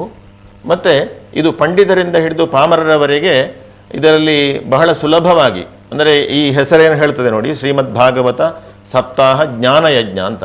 ಅಂದರೆ ಒಂದು ಯಜ್ಞ ಅಂತ ಮಾಡುವಾಗ ಅಲ್ಲಿ ವ್ರತ ದೀಕ್ಷಿತನಾಗಿ ಕೂತುಕೊಂಡು ಅದಕ್ಕೆ ಆಹುತಿಯನ್ನು ಕೊಡ್ತಾ ಅದು ಮುಗಿಯುವಲ್ಲಿವರೆಗೆ ಏಳಬಾರದು, ಅಥವಾ ಅದು ಎಷ್ಟು ದಿವಸಗಳದ್ದಾದರೆ ಅಷ್ಟು ದಿವಸವರೆಗೆ ಅವನು ದೀಕ್ಷಾಬದ್ಧನಾಗಿರಬೇಕು ಹೇಗೋ ಹಾಗೆಯೇ ಈ ಜ್ಞಾನವನ್ನು ಪಡೆಯುವಾಗ ಸಪ್ತಾಹದ ಪಾರಾಯಣ ಶ್ರವಣವನ್ನು ಮಾಡಿ, ಅಂದರೆ ಎಲ್ಲರಿಗೂ ಸಂಸ್ಕೃತ ಶ್ಲೋಕಗಳು ಓದಲಿಕ್ಕೆ ಬರುವುದಿಲ್ಲ, ಹಾಗಾಗಿ ಓದಲಿಕ್ಕೆ ಯಾರು ಬಲ್ಲರೋ ಅಂಥವರನ್ನು ಪಾರಾಯಣಕರ್ತಗಳು ಅಂತ ಆಹ್ವಾನಿಸಿ ಅವರ ಪಾರಾಯಣ ಮಾಡುವಾಗ ಉಳಿದ ಎಲ್ಲರೂ ಕೂಡ ಅದನ್ನು ಕೇಳುವಂತಹದ್ದು. ಆಮೇಲೆ ಶ್ಲೋಕಾರ್ಥ ಆಗದೇ ಇದ್ದವರಿಗೆ ಪುನಃ ಸಾಯಂಕಾಲದಲ್ಲಿ ಪ್ರವಚನ ಆಗುವಾಗ ಅದನ್ನು ಕೇಳುವಂತಹದ್ದು. ಹೀಗೆ ಕೇಳುವ ಮುಖೇಲವಾಗಿ ತಮ್ಮ ಜ್ಞಾನ ವೃದ್ಧಿಯನ್ನು ಮಾಡಿಕೊಳ್ಳಬಹುದು, ಮತ್ತು ಭಗವಂತನ ಗುಣವನ್ನು ಅರಿತುಕೊಳ್ಳಬಹುದು, ಮಹಿಮೆಯನ್ನು ಅರಿತುಕೊಳ್ಳಬಹುದು. ಭಗ ಅನ್ನೋದಕ್ಕೆ ಐಶ್ವರ್ಯ, ಭಗಶ್ರೀಕಾಮ ಮಾಹಾತ್ಮ್ಯಂ ಅಂತ ಹೇಳ್ತಾರೆ. ಭಗ ಅಂತಂದರೆ ಐಶ್ವರ್ಯ, ಶ್ರೀ, ಮಾಹಾತ್ಮ್ಯ ಅಂತ. ಹಾಗೆ ಅದು ಯಾರಲ್ಲಿ ಆ ಅಷ್ಟವಿಧವಾದಂತಹ ಐಶ್ವರ್ಯವೂ ಮಹಾತ್ಮೆಯೂ ಇದೆಯೋ ಅವನನ್ನು ಭಗವಂತ ಅಂತ. ಭಗವಂತನನ್ನು ಯಾರು ಆರಾಧಿಸ್ತಾರೆ, ಪೂಜಿಸ್ತಾರೆ, ಅಥವಾ ಅವನನ್ನೇ ಯಾರು ಸಂಕೀರ್ತನೆ ಮಾಡ್ತಾರೆ ಅವರೆಲ್ಲರೂ ಕೂಡ ಭಾಗವತರೇ. ಹಾಗೆ ಇಷ್ಟು ದಿವಸ ಎಲ್ಲರೂ ಕೂಡ ಭಾಗವತರಾಗುವಂತಹ ಒಂದು ಪ್ರಯತ್ನ ಇದು ಒಂದು ರೀತಿಯಲ್ಲಿ ಆಧ್ಯಾತ್ಮಿಕವಾಗಿ ಅಂತ ಕಂಡರೂ ಕೂಡ ನಾವೀಗ ಲೌಕಿಕವಾಗಿ ಹೇಳಿದರೆ ಇದೊಂದು ನಮ್ಮನ್ನು ಪಾವನ ಮಾಡಿಕೊಳ್ಳಿಕ್ಕೆ ಇರುವಂತಹ ಒಂದು ಶಿಬಿರ ಅಂತ ಹೇಳ್ಬೋದು ಸರ್. ಈಗ ಒಂದು ಕೋರ್ಸ್ ಅಂತ ಹೇಳ್ಬೋದು. 7 ದಿನಗಳಲ್ಲಿ ಏನೆಲ್ಲ ಈಗ ಒಂದು ಅದರ ಪುರಾಣ ಐತಿಹ್ಯವನ್ನು ಕೊಟ್ರಿ, ಅದಕ್ಕೆ ಏನು ಹಿನ್ನೆಲೆ ಇದೆ ಅಂತೆಲ್ಲ ಹೇಳಿದ್ರಿ. ಇನ್ನು ಇಲ್ಲಿ 7 ದಿನಗಳ ಕಾಲ ಏನೆಲ್ಲ ನಡೀತದೆ ಅನ್ನುವಂಥ ವಿಚಾರಗಳನ್ನು ತಿಳ್ಕೊಳ್ಳೋಣ. ಅದಕ್ಕಿಂತ ಮೊದಲು ಈ ಒಂದು ಇಷ್ಟೊಂದು ದೊಡ್ಡ 7 ದಿನಗಳ ಕಾರ್ಯಕ್ರಮ ಆಯೋಜನೆ ಮಾಡುವ ಅಂತ ಹೇಳಿದ್ರೆ ಅದೊಂದು ಈಗಾಗಲೇ ಒಬ್ಬರು ಅವ್ರ ಫೋನಲ್ಲಿ ಮಾತಾಡಿ ಹೇಳಿದ್ರು, ಬ್ರಹ್ಮಕಲಶೋಪಾದಿಯಲ್ಲಿ ಅದಕ್ಕೆ ಸಿದ್ಧತೆಗಳು ಅಂತ ಹೇಳಿ. ಅಂದ್ರೆ ಅದೊಂದು ಬಹಳ ಏನು ಆ ಸುಲಭವಾದಂಥ ಕೆಲಸ ಅಲ್ಲ, ಅದಕ್ಕೆ ತುಂಬಾ ಪರಿಶ್ರಮ ಇರ್ತದೆ ಅದರ ಹಿಂದೆ. ಸೊ ಅದೆಲ್ಲ ಹೇಗೆ ನಡೆದು ಬಂದಿದೆ ಅಂತೇಳಿ ನಮ್ಮೊಟ್ಟಿಗೆ ಅಲ್ಲಿಯ ಸಮಿತಿಯ ಪ್ರಧಾನ ಕಾರ್ಯದರ್ಶಿ ಆದಂಥ ಬರಮೇಲು ಜನಾರ್ದನ ಗೌಡರಿದ್ದಾರೆ. ಅವರು ಸರ್ ನೀವೀಗ ಹೇಳಿ, ಇದರ ಇವನ್ ಮಾಡಬೇಕು ಅಂತ ನೀವು ಸಂಕಲ್ಪ ಆದಾಗ ಇದಕ್ಕೆ ನೀವು ಒಂದು ಕಮಿಟಿಯನ್ನು ಮಾಡಿಕೊಳ್ತೀರಿ. ಹೇಗೆ ಇದರ ರೂಪುರೇಷೆಗಳಾಯಿತು? ಈ ಕಾರ್ಯಕ್ರಮ ಇವತ್ತು ನಮಗೆ ಇನ್ವಿಟೇಷನ್ ಬಂದಿದೆ, ಇನ್ನೊಂದು ವಾರದಲ್ಲಿ ಈ ಕಾರ್ಯಕ್ರಮ ಪ್ರಾರಂಭ ಆಗ್ತದೆ, ಆದರೆ ಇದರ ಹಿಂದೆ ಒಂದು ತಿಂಗಳ ಶ್ರಮ ಇರ್ಬೋದು. ಹೇಗೆ ನೀವು ಇದನ್ನೆಲ್ಲ ಆಯೋಜನೆ ಮಾಡಿಕೊಂಡ್ರಿ? ಊರಿನವರಿಗೆ, ಮುಖ್ಯವಾಗಿ ನಿಮ್ಮ ಕುಟುಂಬಸ್ಥರಿಗೆ, ಆನಂತರ ಊರಿನವರನ್ನು, ಆನಂತರ ಪರ ಊರಿನವರು ಸೇರಿಸಿಕೊಂಡು ಇದನ್ನೊಂದು ಒಂದು ಸಾಂಗವಾಗಿ ನಡೆಸಬೇಕು ಅನ್ನುವಂಥ ಒಂದು ನಿರ್ಧಾರ ನಿಮ್ಮಲ್ಲಿ ಇದೆ. ಈಗ ಇದರ ಹಿಂದಿನ ಶ್ರಮ ಹೇಗೆ, ಇದನ್ನು ನಮಗೆ ಹೇಳಿ ನೀವು. ಈ ಭರತಖಂಡದಲ್ಲಿ ಅನೇಕ ಋಷಿಮುನಿಗಳು ಯಾಗ ಯಜ್ಞಾದಿಗಳನ್ನು ಮಾಡಿ ಈ ಭೂಮಿಯನ್ನು ಪವಿತ್ರಗೊಳಿಸಿದ್ದಾರೆ. ಅಂಥ ಜ್ಞಾನ ಯಜ್ಞದಲ್ಲಿ ಈ ಒಂದು ಶ್ರೀಮದ್ ಭಾಗವತ ಸಪ್ತಾಹ ಒಂದು ವಿಶೇಷವಾದಂಥ ಕಾರ್ಯಕ್ರಮ ಅನ್ನುವಂಥದ್ದು ನಮಗೆಲ್ಲ ಹಿರಿಯರಿಂದ ಹೇಳಿ ಕೇಳಿ ತಿಳಿದಂಥ ವಿಚಾರ. ನಮಗೆ ನಮ್ಮ ಕುಟುಂಬದ ಒಂದು ಪ್ರಶ್ನೆಯಲ್ಲಿ ಕಂಡು ಬಂದಂತೆ, ದೈವಜ್ಞರ ಪ್ರಶ್ನೆ ಚಿಂತನೆಯಲ್ಲಿ ಕಂಡು ಬಂದಂತೆ ನಾವು ಅದನ್ನು ಮಾಡಬೇಕನ್ನುವಂಥದ್ದೊಂದು ಸಂಕಲ್ಪ, ಹಿರಿಯರ ಸಂಕಲ್ಪ ಆಯಿತು.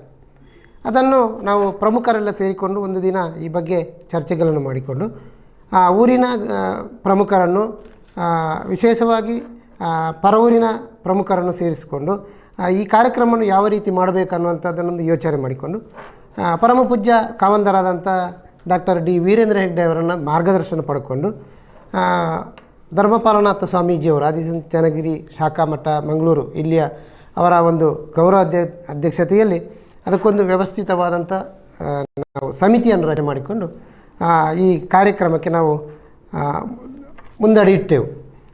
ತದನಂತರದಲ್ಲಿ ಈ ಕಾರ್ಯಕ್ರಮದ ಯಶಸ್ವಿಯಾಗಿ ಬೇರೆ ಬೇರೆ ಸಮಿತಿಗಳನ್ನು ಮಾಡುವಂಥ ಸಂದರ್ಭದಲ್ಲಿ ಸಮಿತಿಗಳನ್ನು ಮಾಡಿದ್ದೇವೆ.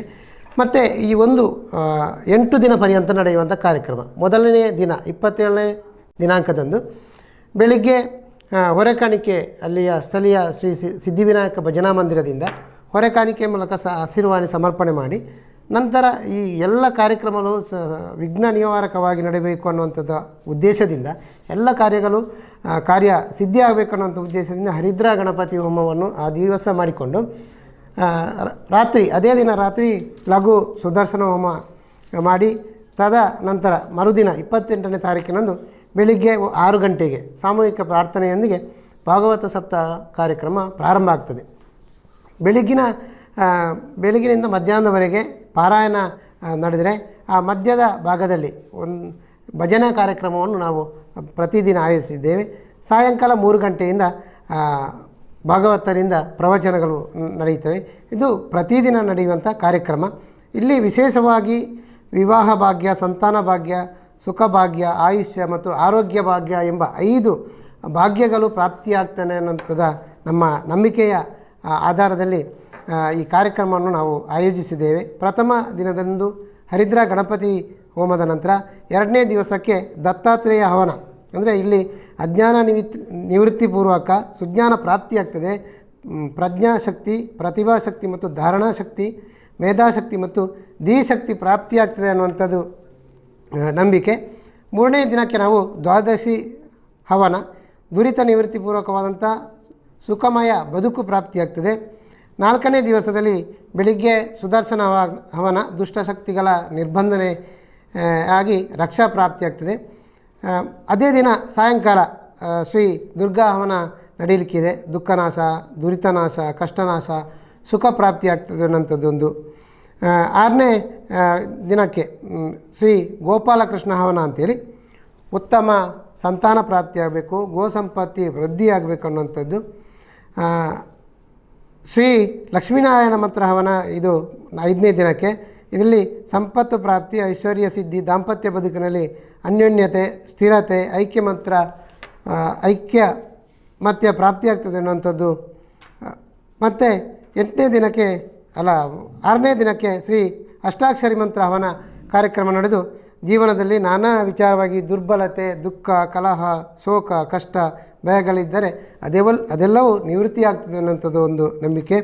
ಕೊನೆಯ ದಿನ ಶ್ರೀ ಗಾಯತ್ರಿ ಯಜ್ಞ, ಸರ್ವ ದುಃಖ ನಾಶ, ಸರ್ವರೋಗ ನಾಶ, ಸಾಂಸಾರಿಕವಾಗಿ ನೆಮ್ಮದಿಯ ಬದುಕು, ಸಾರ್ಥಕ್ಯದ ಬದುಕು, ಶ್ರೇಯಸ್ಸು ಪ್ರಾಪ್ತಿಯಾಗ್ತದೆ ಅನ್ನುವಂಥದ್ದು ನಂಬಿಕೆಯ ಮೂಲಕ ಈ ಪ್ರತಿದಿನದ ಪಾರಾಯಣಕ್ಕೆ ಪೂರಕವಾದಂಥ ವಿಚಾರಗಳನ್ನು ಈ ಹವನದ ಮೂಲಕ ನಾವು ಆಯೋಜಿಸಿಕೊಂಡು ಬಂದಿದ್ದೇವೆ. ಇಲ್ಲಿ ಎಲ್ಲ ಕಾರ್ಯಕ್ರಮಗಳು ನಮ್ಮ ಕಾಂಚನ ಪೆರ್ಲ ಶ್ರೀ ಸನ್ಮುಖ ದೇವಸ್ಥಾನದ ಪ್ರಧಾನ ಅರ್ಚಕರಾದಂಥ ವೇದಮೂರ್ತಿ ಶ್ರೀ ಶ್ರೀನಿವಾಸ ಬಡಿಕಿಲ್ಲಯವರ ಒಂದು ಆಶೀರ್ವಾದ ಮತ್ತು ಮುಂದಾಳತ್ವದಲ್ಲಿ, ವೇದಮೂರ್ತಿ ವಿದ್ವಾನ್ ಕೆ ಕೃಷ್ಣ ಕಾರಂತರು ಪೆರ್ನೆ ಅವರ ಆಚಾರ್ಯತ್ವದಲ್ಲಿ, ಕಥಾವಾಚಕರಾದಂಥ ವಿದ್ವಾನ್ ವೇದಮೂರ್ತಿ ಅನಂತನಾರಾಯಣ ಭಟ್ ಪರಕಜೆ ಮತ್ತು ಸಹ ವಾಚಕರಾದಂಥ ಮುರಳೀಕೃಷ್ಣ ಭಟ್ ನಂದಗೋಕುಲ ಇವರ ಒಂದು ಮುಂದಾಳತ್ವದಲ್ಲಿ ಈ ಎಲ್ಲ ಕಾರ್ಯಕ್ರಮಗಳು ನಡೆಯುತ್ತವೆ.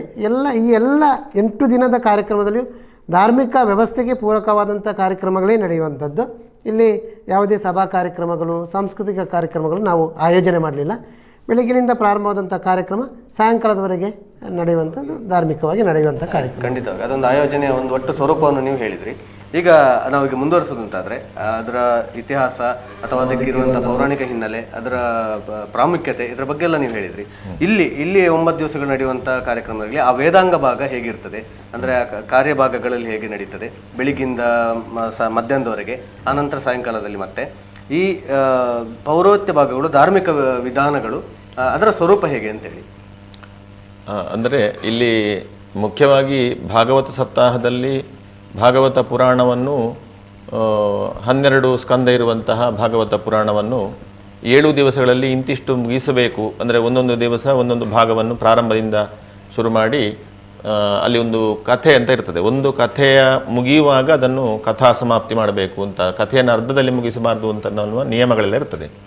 ಹಾಗೆ ಆ ನಿಯಮಾನುಸಾರವಾಗಿ ಶುರುವಿನ ದಿವಸದ್ದು ಮನು ಕರ್ದಮ ಸಂವಾದ ಅನ್ನುವಂತಹ ಒಂದು ಮನು ಮತ್ತು ಕರ್ದಮ ಅನ್ನುವವರಿಗೆ ಸಂವಾದ ಆಗ್ತದೆ ಅಂತ ಉದಾಹರಣೆ ನಾನು ಹೇಳಿದ್ದು. ಹಾಗೆ ಆ ಕಥೆಯ ಒಂದು ಸಮಾಪ್ತಿ ಆಗ್ತದೆ, ಅಲ್ಲಿಗೆ ಮುಗಿಸುವಂತಹದ್ದು. ಈಗ 12 ಸ್ಕಂದ ಅಂತ ದಿವಸಕ್ಕೆ 1 ಸ್ಕಂದ ಅಂತ ಪಾರಾಯಣ ಮಾಡೋದಲ್ಲ, ಆ ದಿವಸದಲ್ಲಿ ಒಂದು ಕಥೆ ಮುಗಿಯುವಲ್ಲಿಯವರೆಗೆ ಅದನ್ನು ಪಾರಾಯಣ ಮಾಡಬೇಕು ಅಂತ. ಹಾಗಾಗಿ ಈ 12 ಸ್ಕಂದವು ಕೂಡ ಅದರಲ್ಲಿ ಹಂಚಿ ಹಾಕಲ್ಪಡ್ತದೆ, 7 ದಿವಸದಲ್ಲಿ ಹಂಚಿ ಹಾಕಲ್ಪಡ್ತದೆ. ಹಾಗಾಗಿ 7ನೇ ದಿವಸಕ್ಕಾಗುವಾಗ 12ನೇ ಸ್ಕಂದ ಮುಗಿಯುವ ಹಾಗೆ. ಆದರೆ ಅಷ್ಟು ಮುಗಿಯಬೇಕು ಅಂತಾದರೆ ಈಗ 18,000 ಶ್ಲೋಕಗಳು ಅಂತ ಹೇಳಿದೆ. ಹಾಗಾಗಿ ಪ್ರತಿ ದಿವಸವೂ ಕೂಡ ಅಲ್ಲಿ ಒಂದೊಂದು ಅಧ್ಯಾಯ ಅಂತ ಹೇಳಿ ತಗೊಳಿದ್ರೆ ಒಂದು 50-60 ಅಧ್ಯಾಯಗಳನ್ನು ಓದಬೇಕಾಗ್ತದೆ. ಅದಕ್ಕೆ ನಿರಂತರವಾಗಿ ಒಬ್ಬರಿಗೆ ಬೆಳಗ್ಗೆಯಿಂದ ಮಧ್ಯಾಹ್ನವರೆಗೆ ಓದಲಿಕ್ಕೆ ಕಷ್ಟ ಆಗುವ ಕಾರಣ ಒಬ್ಬರು ಒಂದು 5-6 ಅಧ್ಯಾಯವನ್ನು ಓದುವಂತಹದ್ದು, ಆಮೇಲೆ ಮತ್ತೊಬ್ಬರು ಅದಕ್ಕೆ ಅವರಿಗೆ ಧ್ವನಿ ಸೇರಿಸಿ ಅವರು ನಿಲ್ಲಿಸಿ ಮತ್ತೊಬ್ಬರು ಮುಂದುವರಿಸುವ ಹಾಗೆ. ಆದರೆ ಪಾರಾಯಣ ಅನ್ನುವಂಥದ್ದು ಬೆಳಿಗ್ಗೆ ಪ್ರಾರಂಭ ಮಾಡಿದರೆ ಮಧ್ಯಾಹ್ನ ತನಕ 12 ಗಂಟೆ ತನಕ ನಿರಂತರವಾಗಿ ನಡೆಯುತ್ತಾ ಇರ್ತದೆ. ಅಷ್ಟು ಸಮಯ ಅದಕ್ಕೆ ಬೇಕಾಗುವ ಕಾರಣ ಬೇರೆ ಕಾರ್ಯಕ್ರಮವನ್ನು ಅದರ ಜೊತೆಗೆ ಆಯೋಜನೆ ಮಾಡಲಿಕ್ಕೆ ಆಗುವುದೇ ಇಲ್ಲ, ಮತ್ತು ಅದು ಪ್ರಧಾನವಾಗಿ ಅದೇ ಕರ್ಮವು ನಡೀಬೇಕಾದ್ದು. ಆ ಸಮಯದಲ್ಲಿ ಭಕ್ತರೆಲ್ಲ ಅದನ್ನು ಕೇಳ್ತಾ ಇರಬೇಕು. ಉಳಿದಂತಹ ಸಮಯದಲ್ಲಿ ಅಂದರೆ ಅದರ ಜೊತೆಯಲ್ಲಿ ಬೇರೆ ಯಜ್ಞ ಭಾಗವಾಗಿ ನಡೆಯುವಂಥದ್ದೇನೋ ಈಗ ಅವರು ಹೇಳಿದರು, ಆ ಒಂದೊಂದು ದಿವಸವೂ ಕೂಡ ಕಥೆಗೆ ಸಂಬಂಧಪಟ್ಟ ಹಾಗೆ ಮತ್ತು ಸಮಸ್ತ ದುರಿತ ನಿವೃತ್ತಿಗೆ ಮತ್ತು ಅದು ಇನ್ನೊಂದು ಭಾಗದಲ್ಲಿ ಅವರದೇ ಸಮಯಕ್ಕೆ ಅದು ನಡೀತಾ ಇರ್ತದೆ. ಅದರ ಪೂರ್ಣಾಹುತಿ ಆಗುವ ಹೊತ್ತಿಗೆ ಇದನ್ನು ಕೂಡ ಮುಗಿಸುವಂಥ ಯೋಜನೆಯನ್ನು ನಾವು ಹಾಕಿಕೊಂಡಿದ್ದೇವೆ. ಆಮೇಲೆ ಸಾಮಾನ್ಯರಿಗೂ ಕೂಡ ಅದರಲ್ಲಿ ಪಾಲ್ಗೊಳ್ಳುವಿಕೆ ಬೇಕಲ್ಲ, ಅದಕ್ಕಾಗಿ ಸಾಮಾನ್ಯರು ಎಲ್ಲರೂ ಭಕ್ತರು ಯಾರಿರ್ತಾರೆ ಅವರೆಲ್ಲರೂ ಕೂಡ ಕೂತು ಕೇಳುವಂಥದ್ದು ಮುಖ್ಯದಲ್ಲಿ. ಆ ಶ್ಲೋಕವನ್ನು ಕೇಳಿ ತಾವದಲ್ಲಿ ಭಾಗವಹಿಸಿಕೊಳ್ಳುವಂಥದ್ದು. ಯಾಕಂದರೆ ಶ್ರವಣ ಅಂತ ಇದು ನಮ್ಮ ಪರಂಪರೆಯೇ ಹಾಗೆ. ವೇದ ಅಥವಾ ಪುರಾಣ ಇತಿಹಾಸ ಎಲ್ಲವೂ ಕೂಡ ಗುರುವಿನಿಂದ ಶಿಷ್ಯನಿಗೆ ಗುರು ಹೇಳುವ ಮೂಲಕ ಶಿಷ್ಯ ಕೇಳುವ ಮೂಲಕವೇ ಬಂದದ್ದು. ಅದಕ್ಕೆ ಶ್ರುತಿ ಅಂತ ಹೆಸರು. ಹಾಗೆ ಶ್ರುತಿ ಮೂಲವಾದ ಪರಂಪರೆ ಇದು. ಹಾಗಾಗಿ ಕೇಳುವುದೇ ನಮ್ಮನ್ನು ಪಾವನ ಮಾಡ್ತದೆ ಅನ್ನುವ ಕಾರಣಕ್ಕಾಗಿ ಕೇಳುವುದು ಮುಖ್ಯ. ಜೊತೆಗೆ ಆ ಶ್ಲೋಕಾರ್ಥಗಳಾಗದೇ ಇರುವ ಕಾರಣ ಪುನಃ ಮಧ್ಯಾಹ್ನ ನಂತರ 3 ಗಂಟೆಯಿಂದ 6 ಗಂಟೆಯವರೆಗೆ ಪ್ರವಚನ ಅನ್ನುವುದು ಕೂಡ ಭಾಗವತ ಸಪ್ತಾಹ ವಿಧಿಯಲ್ಲೇ ಜೋಡಿಸಲ್ಪಟ್ಟಂತಹ ಒಂದು ಪರಂಪರೆ ಇದು.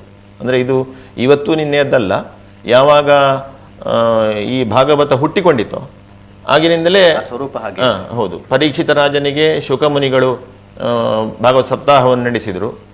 ಹಾಗಾಗಿ ಪರೀಕ್ಷಿತ ರಾಜನಿಗೆ ಶೃಂಗಿಯ ಶಾಪ ಇತ್ತು, ಹಾವು ಕಚ್ಚಿ ಸತ್ತು ಹೋಗಲಿ ಅಂತ ಹೇಳಿ. ಆ ಶಾಪದಿಂದ ಹೆದರಿ ಅವನು ಇದಕ್ಕೆ ಏನು ಮಾಡ್ಬೋದು ಅಂದರೆ ಇರುವಂತಹ ಕಮ್ಮಿ ಆಯುಷ್ಯದಲ್ಲಿ ಒಂದು ಒಳ್ಳೆಯ ಪುಣ್ಯ ಪ್ರಾಪ್ತಿ ಮತ್ತು ಜ್ಞಾನ ಪ್ರಾಪ್ತಿಯಾಗಬೇಕು ಅಂತ ಅವನು ಯೋಜನೆ ಮಾಡಿ ಈ ಸಪ್ತಾಹವನ್ನು ಎಲ್ಲ ವಿದ್ವಾಂಸರಿಂದ ತಿಳ್ಕೊಂಡು ಸಪ್ತಾಹವನ್ನು ಆಯೋಜನೆ ಮಾಡಿ ಅದಕ್ಕೆ ಶುಕ ಮುನಿಗಳೇ ಬರ್ತಾರೆ. ಅಂದರೆ ವ್ಯಾಸರ ಪುತ್ರರೇ ಬರ್ತಾರೆ. ಬ್ರಹ್ಮನಿಂದ ವ್ಯಾಸರಿಗೆ, ವ್ಯಾಸರಿಂದ ಶುಕಮುನಿಗಳಿಗೆ, ಶುಕಮುನಿಗಳಿಂದ ಅಲ್ಲಿ ಪರೀಕ್ಷಿತ ರಾಜನಿಗೆ ಹೇಳುವಂಥ ಸಂದರ್ಭದಲ್ಲಿ ಕೇಳಿಸಿಕೊಂಡಂತಹ ಸೂತ ಪುರಾಣಿಕರು ಇವರೆಲ್ಲರೂ ಕೂಡ. ಆಮೇಲೆ ನೈಮಿಷಾರಣ್ಯದಲ್ಲಿ ಅದು ನಡೆಯಿತು ಅಂತ ಬರ್ತದೆ. ಆಮೇಲೆ ಕಾಶಿ ಕ್ಷೇತ್ರದಲ್ಲಿ ನಡೆಯಿತು ಅಂತ ಬರ್ತದೆ. ಆಮೇಲೆ ಈಗ ನಾನು ಆಗ ಹೇಳಿದಂತಹ ಗೋಕರ್ಣ ಅನ್ನುವನು ಭಾಗವತ ಸಪ್ತಾಹವನ್ನು ಏರ್ಪಡಿಸಿದಂಥ ಹಾಗೆ ತುಂಬ ಸಲ ಅದು ನಡೆದಿದೆ. ಯುಗಾಂತರಗಳಿಂದ ಅದು ಈಗ ಕಲಿಯುಗದಲ್ಲಂತೂ ಬಹಳ ಸುಲಭವಾಗಿ ಜನರಿಗೆ ಪುಣ್ಯ ಪ್ರಾಪ್ತಿಯಾಗುವುದಕ್ಕೆ ಮತ್ತು ಅವರವರ ಕಾಮನೆಗಳು ಈಡೇರೋದಕ್ಕೆ ಪರಮ ಅಂತಿಮವಾದಂತಹ ಒಂದು ಸತ್ಕರ್ಮ ಅನುಷ್ಠಾನ ಅಂತ ಆಗಿದೆ. ಅದೇ ಈ ನಡುವೆ ಅದನ್ನು ನಾನು ಪ್ರಶ್ನೆ ಕೇಳಬೇಕಿತ್ತು ನಿಮಗೆ. ಏನಂತ ಹೇಳಿದ್ರೆ ಹಿಂದಿನ ಕಾಲದಲ್ಲಿ ಬಹಳಷ್ಟು ಇದೊಂದು ನಿರಂತರವಾಗಿ ನಡೀತಾ ಇತ್ತು ಅನ್ನುವಂಥದ್ದು. ಆದ್ರೆ ಇಲ್ಲಿ ನಾವು ಈಗ ನೋಡಿದ್ರೆ ಈ ಭಾಗದಲ್ಲಿ ಬಹಳ ಅಪರೂಪದಲ್ಲಿ ನಡೆದಂತ ಕಾರ್ಯಕ್ರಮ ಅಂತ ಹೇಳಿ.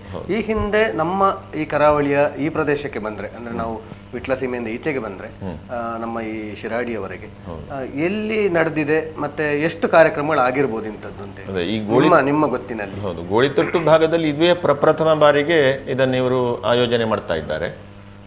ಒಂದು ಲೆಕ್ಕದಲ್ಲಿ ಇದು ಆ ಭಾಗದ ಎಲ್ಲರಿಗೂ ಕೂಡ ಅತ್ಯಂತ ಅಪರೂಪ. ಅಂದರೆ ಒಬ್ಬನೇ ಇದನ್ನು ಮಾಡಲಿಕ್ಕೆ ಬಹಳ ಕಷ್ಟ ಉಂಟು. ಇದು 7 ದಿವಸಗಳು ಕೂಡ ಆ ಪಾರಾಯಣ ಅಂತಂದರೆ ಪಾರಾಯಣ ಮಾತ್ರ ಮಾಡಿಸಬೇಕು ಅಂತ ಅರ್ಥ ಅಲ್ಲ. ಅಲ್ಲಿಗೆ ಬಂದ ಕೇಳುವವರಿಗೆ ಊಟ ತಿಂಡಿ ಉಳಿಕೊಳ್ಳುವ ವ್ಯವಸ್ಥೆ ಇದನ್ನೆಲ್ಲವನ್ನು ಯೋಚನೆ ಮಾಡುವಾಗ ತುಂಬ ಲಕ್ಷಗಳ ಖರ್ಚಲ್ಲಿ ಇರುವಂಥದ್ದು. ಹಾಗಾಗಿ ಒಬ್ಬೊಬ್ಬರು ಮಾಡಲಿಕ್ಕೆ ಸಾಧ್ಯ ಇಲ್ಲದೆ ಇರುವಾಗ ಎಲ್ಲರೂ ಅಲ್ಲಿ ಸೇರುವುದಕ್ಕೊಂದು ಸದಾವಕಾಶ ಇದು ಪ್ರಥಮವಾಗಿ ನಡೀತಾ ಇರೋದು. ಆದರೆ ಶರವೂರು ಅಂತ ನಮ್ಮ ನೆರೆಯ ಶರವೂರು ದುರ್ಗಾ ಪರಮೇಶ್ವರಿ ದೇವಸ್ಥಾನ ಅಲಂಕಾರಿನಲ್ಲಿ ಕೆಲವು ವರ್ಷಗಳ ಹಿಂದೆ ಒಮ್ಮೆ ನಡೆದಿತ್ತು. ಆಮೇಲೆ ಅಲ್ಲಿಂದಲೇ ಹತ್ತಿರ ಇರುವಂಥ ಕೊಂಡೇಪಾಡಿ ದೇವಸ್ಥಾನದಲ್ಲಿ ಮಾಡಿಸಿದ್ರು. ಆಮೇಲೆ ವಿಟ್ಲದಲ್ಲಿ, ಪುತ್ತೂರು ಮತ್ತು ಆ ಕಡೆಗೆ ಹೋದರೆ ಕುಂಬಳೆಯಲ್ಲಿ ಪ್ರತಿ ವರ್ಷವೂ ಕೂಡ ಕುಂಬಳೆ ಕಣಿಪುರ ಗೋಪಾಲಕೃಷ್ಣ ದೇವಸ್ಥಾನದಲ್ಲಿ ಪ್ರತಿ ವರ್ಷ ನಡೀತು. ಮತ್ತು ಕೇರಳದ ಅನೇಕ ಭಾಗದಲ್ಲಿ ಆಗಾಗ ಇದನ್ನು ಮಾಡ್ತಾರೆ. ಅವರು ತುಂಬ ಕೃಷ್ಣ ಭಕ್ತರು ತುಂಬ ಜನ ಅಲ್ಲಿದ್ದಾರೆ. ಹಾಗಾಗಿ ಇಲ್ಲಿ ಭಕ್ತರಿಲ್ಲ ಅಂತಲ್ಲ, ಇವರಿಗೆ ಈ ಭಾಗದವರಿಗೆ ಇದು ಹೊಸತು, ಈ ಆಚರಣೆ ಹೊಸತು. ಮತ್ತು ಬಹಳ ಹಿಂದೆ ತುಂಬ ಅಭಿವೃದ್ಧಿ ಹೊಂದಿದ ಊರುಗಳಲ್ಲ. ಈಗ ನಮ್ಮ ಊರೆಲ್ಲ ಬಹಳ ಕುಗ್ರಾಮವಾಗಿದ್ದ, ಎಷ್ಟೋ ಸಮಯ ಕುಗ್ರಾಮವಾಗಿದ್ದಂತಹದ್ದು. ಹಾಗಾಗಿ ಅವರವರು ದುಡಿದು ತಿನ್ನುವಂಥದ್ದು, ಹೊಟ್ಟೆಗಾಗಿ ಸಂಪಾದನೆ ಮಾಡುವುದೇ ಇದಾಗಿತ್ತು. ಈಗ ಅನುಕೂಲ ಆದ್ದರಿಂದ ಇದು ಅನೇಕ ವರ್ಷದಿಂದ ಪಟ್ಟಂತಹ ಕಷ್ಟವನ್ನು ನಿವಾರಣೆ ಮಾಡಿಕೊಳ್ಳಿಕ್ಕೆ ಇದೊಂದು ಸದಾವಕಾಶ ಆಗಿದೆ ಎಲ್ಲರಿಗೂ ಕೂಡ. ಈಗ ಇದರಲ್ಲಿ ಬಹಳ ಮುಖ್ಯವಾದಂಥ ಅಂಗ ಅಂತ ಹೇಳಿದ್ರೆ ಪ್ರತಿದಿನ ಪಾರಾಯಣ ನಡೀತದೆ, ಅದಕ್ಕೆ ಪೂರಕವಾದಂಥ ಹವನಗಳು ನಡೀತದೆ. ಅದೇ ರೀತಿಯಲ್ಲಿ ಇಲ್ಲಿ ಶ್ರೀಕೃಷ್ಣ ಜನ್ಮೋತ್ಸವ, ತೊಟ್ಟಿಲು ಸೇವೆ ಅನ್ನುವಂಥದ್ದು, ಮತ್ತೊಂದು ರುಕ್ಮಿಣಿ ಕಲ್ಯಾಣೋತ್ಸವ ಅನ್ನುವಂಥದ್ದು. ಇದರ 2 ವಿಚಾರಗಳಿದೆ. ಇದನ್ನು ನಾವು ಮಾತಾಡ್ತೇನೆ. ಅದರ ಮೊದಲು ಈ ಕಮಿಟಿಯ ಅಧ್ಯಕ್ಷರಾಗಿರುವಂಥ ಒಡ್ಯಪ್ಪ ಗೌಡರು ಇದ್ದಾರೆ.